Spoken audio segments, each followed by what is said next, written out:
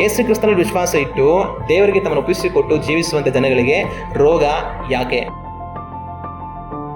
ನಾನು ನೀವು ನಮ್ಮ ಆರೋಗ್ಯಕ್ಕೆ ಯಾವುದು ಒಳ್ಳೆಯದಾಗಿರುತ್ತೆ ಅದನ್ನು ತಿನ್ನಬೇಕು, ಅದನ್ನು ಕುಡಿಬೇಕು.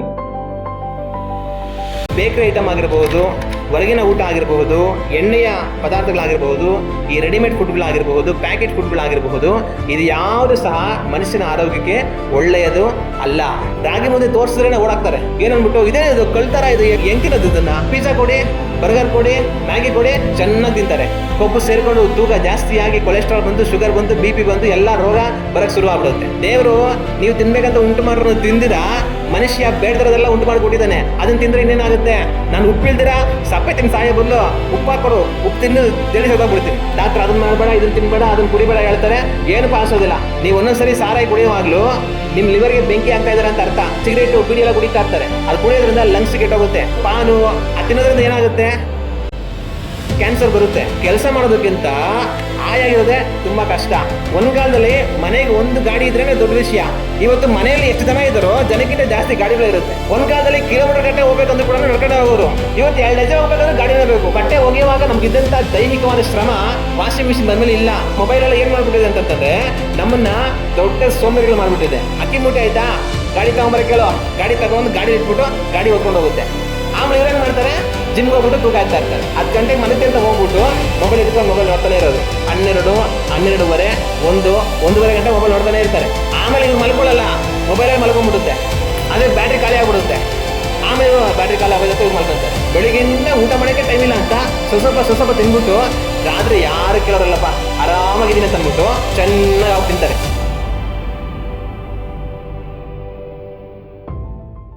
ಇವತ್ತು ನಾವು ದೇವರ ವಾಕ್ಯದಿಂದ ಧ್ಯಾನ ಮಾಡೋದಕ್ಕಿರುವಂಥ ಒಂದು ವಿಷಯ ಏನಂತಂತಂದರೆ, ಯೇಸು ಕ್ರಿಸ್ತನಲ್ಲಿ ವಿಶ್ವಾಸ ಇಟ್ಟು ದೇವರಿಗೆ ತಮ್ಮನ್ನು ಒಪ್ಪಿಸಿಕೊಟ್ಟು ಜೀವಿಸುವಂಥ ಜನಗಳಿಗೆ ರೋಗ ಯಾಕೆ ಅನ್ನೋದನ್ನು ನಾವು ದೇವರ ವಾಕ್ಯದಿಂದ ಧ್ಯಾನ ಮಾಡಿ ನೋಡೋಣ.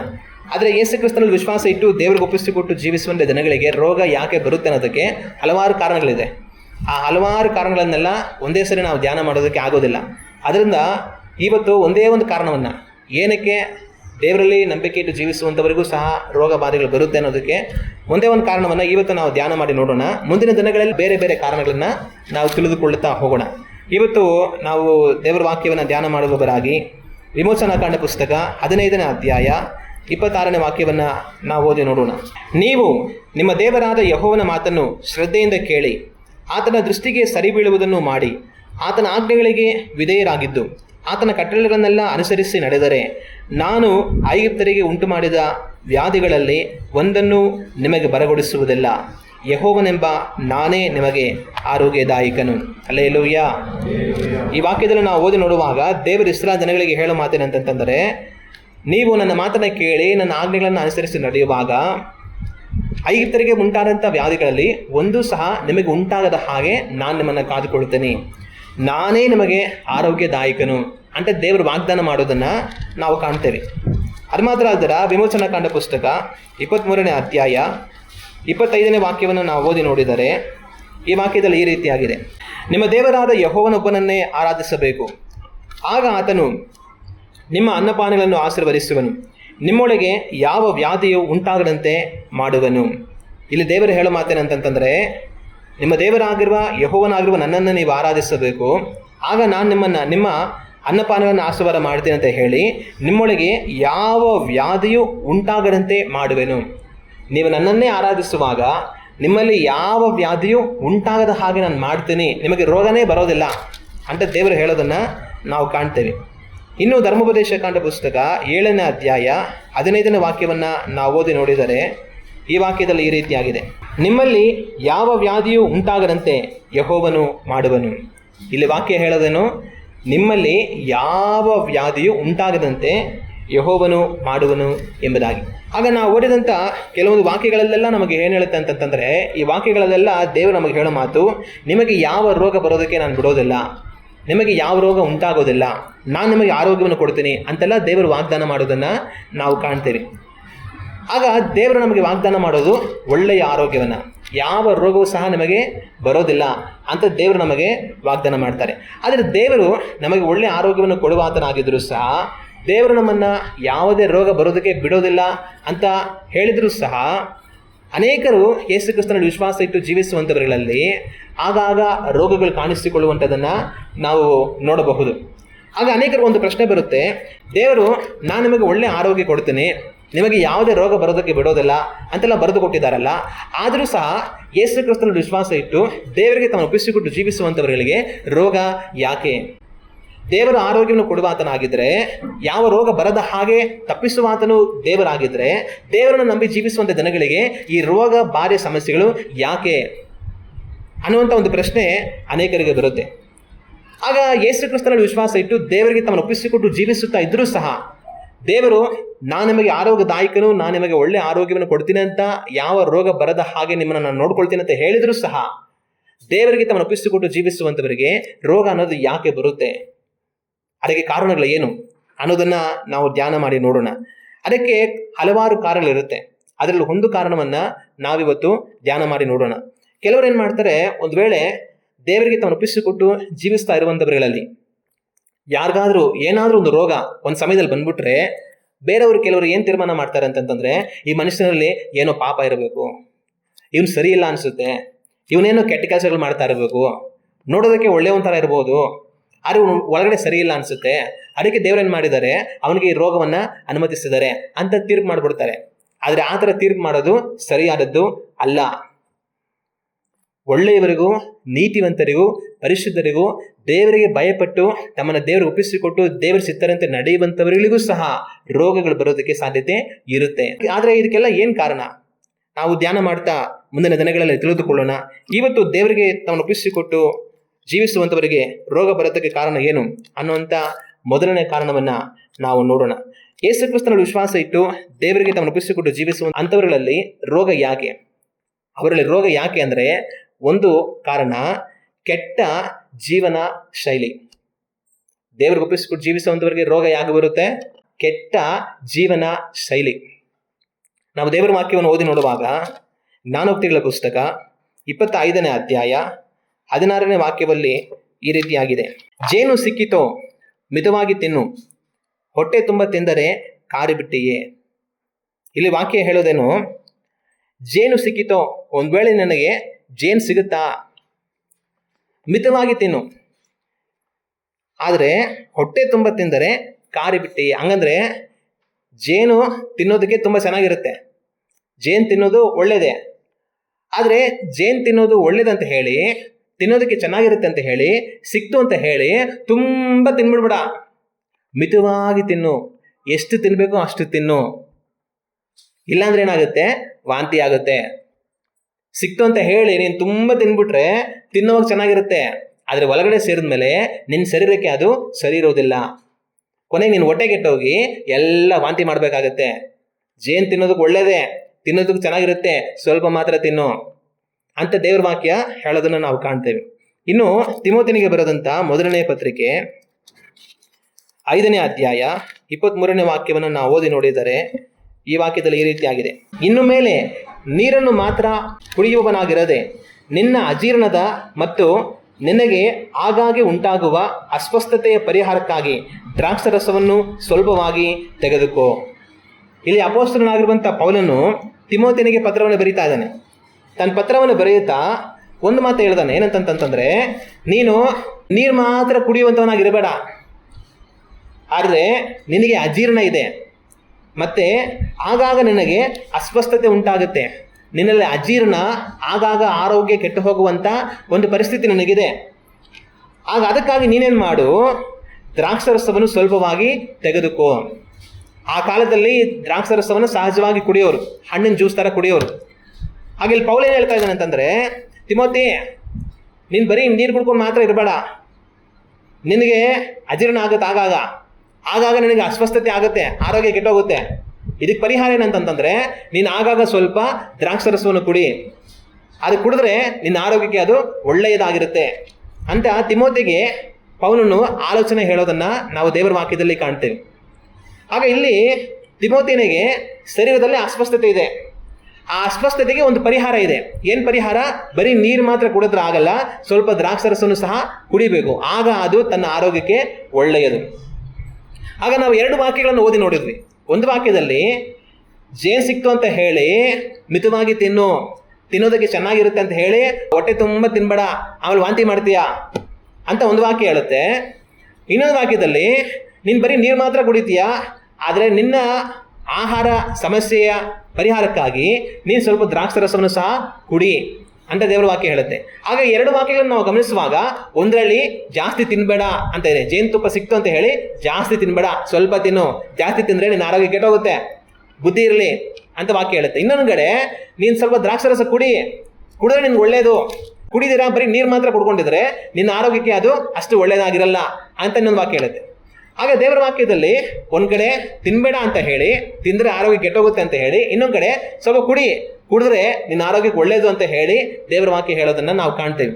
ಆಗ ಇದರಿಂದ ನಮಗೇನು ಅರ್ಥ ಆಗುತ್ತೆ ಅಂತಂತಂದರೆ, ನಾನು ನೀವು ನಮ್ಮ ಆರೋಗ್ಯಕ್ಕೆ ಯಾವುದು ಒಳ್ಳೆಯದು, ನಮ್ಮ ಆರೋಗ್ಯಕ್ಕೆ ಯಾವುದು ಪ್ರಯೋಜನ ಇದೆ ಅದನ್ನು ತಿನ್ನುವಂಥವರಾಗಿ ಕುಡಿಯುವಂಥವರಾಗಿ ಇರಬೇಕು. ನಾನು ನೀವು ನಮ್ಮ ಆರೋಗ್ಯಕ್ಕೆ ಯಾವುದು ಒಳ್ಳೆಯದಾಗಿರುತ್ತೆ ಅದನ್ನು ತಿನ್ನಬೇಕು, ಅದನ್ನು ಕುಡಿಬೇಕು. ನಮ್ಮ ಆರೋಗ್ಯಕ್ಕೆ ಯಾವುದು ಕೆಟ್ಟದಾಗಿರುತ್ತೆ ಅದನ್ನು ತಿನ್ನಬಾರ್ದು, ಅದನ್ನು ಕುಡಿಬಾರ್ದು. ಜೇನುತುಪ್ಪ ಸಿಕ್ತು ಅಂತ ಹೇಳಿ ಹೊಟ್ಟೆ ತುಂಬ ತಿನ್ಬಿಡಬಾರ್ದು. ಅದೇ ಥರ ಸ್ವಲ್ಪ ದ್ರಾಕ್ಷಿ ರಸ ಕುಡಿಯುವಾಗ ಆರೋಗ್ಯಕ್ಕೆ ಒಳ್ಳೆಯದಾಗಿರೋದ್ರಿಂದ ಸ್ವಲ್ಪ ದ್ರಾಕ್ಷಿ ರಸವನ್ನು ಕುಡಿಯುವಂಥವರಾಗಿ ಇರಬೇಕು. ಆದರೆ ನಾನು ದ್ರಾಕ್ಷಿ ರಸ ಕುಡಿಯಲ್ಲ, ಜೇನು ಮಾತ್ರ ಚೆನ್ನಾಗಿ ತಿನ್ಕೊಂಡಿರ್ತೀನಿ ಅಂತಂದ್ರೆ ಏನಾಗುತ್ತೆ, ಆರೋಗ್ಯ ಇನ್ನೂ ಕೆಟ್ಟೋಗುತ್ತೆ. ಆಗ ಇದು ನಾನು ನೀವು ತಿಂದು ಕುಡಿಯುವಂಥ ಎಲ್ಲ ಪದಾರ್ಥಗಳಿಗೂ ಅನ್ವಯಿಸುತ್ತೆ. ದೇವರು ನಮಗೆ ಬುದ್ಧಿ ಕೊಟ್ಟಿದ್ದಾರೆ, ತಿಳುವಳಿಕೆ ಕೊಟ್ಟಿದ್ದಾರೆ. ಏನು ತಿಂದರೆ ಏನಾಗುತ್ತೆ, ಏನು ತಿಂದರೆ ಒಳ್ಳೆಯದು, ಏನು ತಿಂದರೆ ಒಳ್ಳೆಯದಲ್ಲ ಅನ್ನೋವಂಥ ಅರಿವನ್ನು ದೇವರು ನಮಗೆ ಕೊಟ್ಟಿದ್ದಾರೆ. ಆಗ ದೇವರು ನಮಗೆ ಕೊಟ್ಟಿರುವಂಥ ಆ ಅರಿವನ್ನು ನಾನು ನೀವು ಉಪಯೋಗಿಸುವಂಥವர்களಾಗಿ ಏನು ತಿಂದರೆ ಒಳ್ಳೆಯದು ಆರೋಗ್ಯಕ್ಕೆ, ಏನು ತಿಂದರೆ ಒಳ್ಳೆಯದಲ್ಲ ಅನ್ನೋದನ್ನು ಸರಿಯಾಗಿ ಗಮನಿಸಿಕೊಂಡು ತಿನ್ನಬೇಕಾದ ಅಳತೆಯಲ್ಲಿ ತಿನ್ನುವಂಥವர்களಾಗಿ, ತಿನ್ನಬಾರದನ್ನು ಅದರಿಂದ ದೂರ ಇಟ್ಟು ನಮ್ಮನ್ನು ಕಾದುಕೊಳ್ಳುವಂಥವர்களಾಗಿ ನಾವಿರಬೇಕು. ಹಿಂದಿನ ಕಾಲಗಳಲ್ಲಿ ಏನಾಗ್ತಾ ಇತ್ತು ಅಂತಂತಂದರೆ, ಜನಗಳು ರಾಗಿ ಮುದ್ದೆ ತಿಂತಾಯಿದ್ರು, ರಾಗಿ ರೊಟ್ಟಿ ತಿಂತಾಯಿದ್ರು, ಅನ್ನ ತಿಂತಾಯಿದ್ರು, ತರಕಾರಿಗಳು, ಕಾಳು, ಸೊಪ್ಪು, ಮೊಟ್ಟೆ, ಮಾಂಸ, ಇಡ್ಲಿ, ದೋಸೆ, ಹಿಂಗೆ ಎಲ್ಲ ಥರ ಊಟಗಳನ್ನ ಮಾಡ್ತಾಯಿದ್ರು. ಆದರೆ ನಾನು ನೀವು ಇವತ್ತಿರುವಂಥ ವಿನೂತನ ಕಾಲಗಳಲ್ಲಿ ಏನು ಮಾಡ್ತಾ ಇದ್ದಾರೆ, ಇವತ್ತು ಪಿಜ್ಜಾ ತಿಂತಾರೆ, ಬರ್ಗರ್ ತಿಂತಾರೆ, ಮ್ಯಾಗಿ ತಿಂತಾರೆ, ಕುರ್ಕುರೆ ತಿಂತಾರೆ, ಚಿಪ್ಸ್ ತಿಂತಾರೆ, ಪಪ್ಸ್ ತಿಂತಾರೆ, ಐಸ್ ಕ್ರೀಮ್ ತಿಂತಾರೆ, ಚಾಕ್ಲೇಟ್ ತಿಂತಾರೆ, ಬ್ರೆಡ್ ತಿಂತಾರೆ, ಬನ್ ತಿಂತಾರೆ, ಜಾಮ್ ತಿಂತಾರೆ, ಇಡ್ಲಿ ಬೋಂಡ ತಿಂತಾರೆ, ಪಾನಿಪುರಿ, ಗೋಬಿ ಮಂಚೂರಿ, ಮತ್ತೊಂದು ಇನ್ನೊಂದು ಅಂತ ತಿಂತಾರೆ. ಈಗಿನ ಕಾಲದ ಜನಗಳು ಏನು ಮಾಡ್ತಾರೆ ಅಂತಂತಂದರೆ, ಹೆಚ್ಚಾಗಿ ಎಣ್ಣೆಯಿಂದ ಕರೆದಿರುವಂಥ ಊಟಗಳನ್ನು ಮಾಡುವಂಥವರಾಗಿರ್ತಾರೆ. ಮತ್ತು ಪ್ಯಾಕೆಟ್ಗಳಲ್ಲಿ ಬರುವಂಥ ಊಟಗಳನ್ನ ಹೆಚ್ಚಾಗಿ ಈಗಿನ ಕಾಲಗಳಲ್ಲಿ ತಿಂತಾರೆ.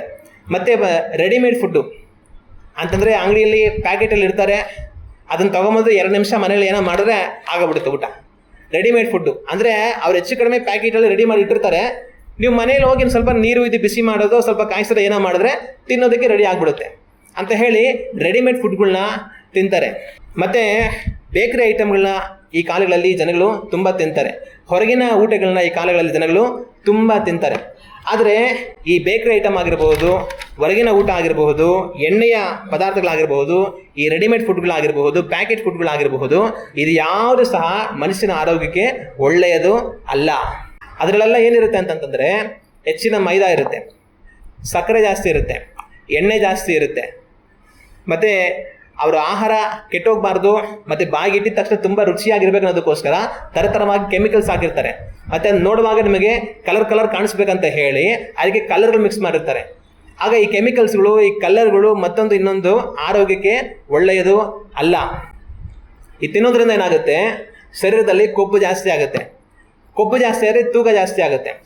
ತೂಕ ಜಾಸ್ತಿ ಆಗ್ತಾ ಹೋದ್ರೆ ಏನಾಗುತ್ತೆ, ಒಂದೊಂದೇ ಬಂದು ಶರೀರದಲ್ಲಿ ಸೇರಿಕೊಳ್ಳುತ್ತೆ. ಮೊದಲು ಬರೋದೇ ಶುಗರು, ಆಮೇಲೆ ಬಿ ಪಿ ಬರುತ್ತೆ, ಆಮೇಲೆ ಗ್ಯಾಸ್ಟ್ರಿಕ್ ಬರುತ್ತೆ, ಆಮೇಲೆ ಕೊಲೆಸ್ಟ್ರಾಲ್ ಬರುತ್ತೆ, ಆಮೇಲೆ ಇನ್ನೊಂದು ಮತ್ತೊಂದು ಬರ್ತಾನೆ ಹೋಗುತ್ತೆ. ಈ ಥರ ಹೋಗಿ ಮನುಷ್ಯನ ಆರೋಗ್ಯ ಏನಾಗುತ್ತೆ, ಹೋಗ್ತಾ ಪೂರ್ತಿ ಕೆಟ್ಟೋಗೋದಕ್ಕೆ ಸಾಧ್ಯತೆ ಇರುತ್ತೆ. ಅದರಿಂದ ಏನು ಮಾಡ್ಬೇಕಂತಂತಂದರೆ, ಇಂಥ ಒಂದು ಊಟದ ಪದ್ಧತಿಯಿಂದ ನಾನು ನೀವು ದೂರ ಇರಬೇಕಾಗಿರುವಂಥದ್ದು ಬಹಳ ಮುಖ್ಯ.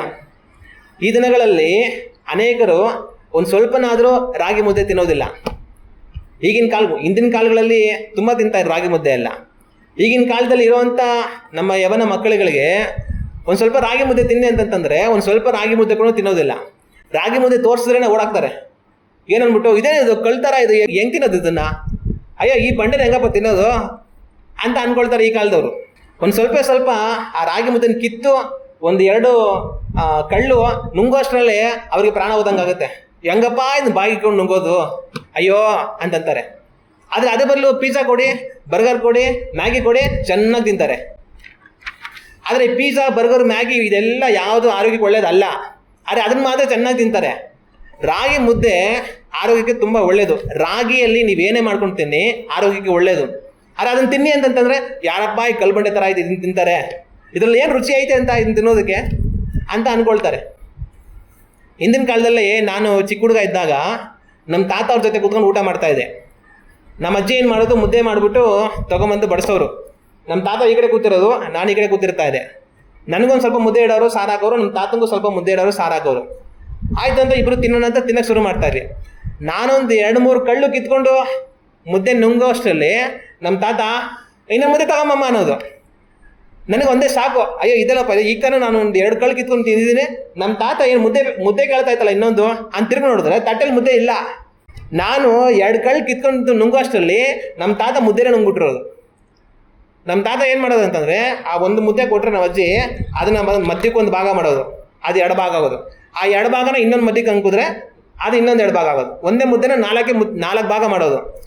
4 ಒಂದೊಂದ್ಸಲಿ ಎತ್ಕೊಂಡು ನುಂಗ್ಬಿಡೋದು. ನಾನು ನನ್ನ ತಾತನ ನೋಡೋದು ಹೆಂಗಪ್ಪ ನುಂಗುತ್ತೆ ಅಂತ ಅಂದ್ಬಿಟ್ಟು ಇಷ್ಟಿಷ್ಟಪ್ಪ ಅದು ಮುರಿದ್ಬಿಟ್ಟು ಹಿಂಗೆ ಸಾರಲ್ಲಿ ಹದ್ಕೊಂಡು ಹಂಗೆ ಗುಳ್ಕೊಂಡು ನುಂಗ್ತಾ ಇರೋದೆ ಒಂದೇ ಸೆಕೆಂಡ್ಗೆ. ನಾನು ಒಂದಿಷ್ಟೇ ಇಷ್ಟು ಮುದ್ದೆ ತಿನ್ನೋ ಅಷ್ಟೇ ನಮ್ಮ ತಾತ ಇಷ್ಟಪ್ಪ ಮುದ್ದೆ ತಿನ್ಬಿಟ್ಟಿರೋದು.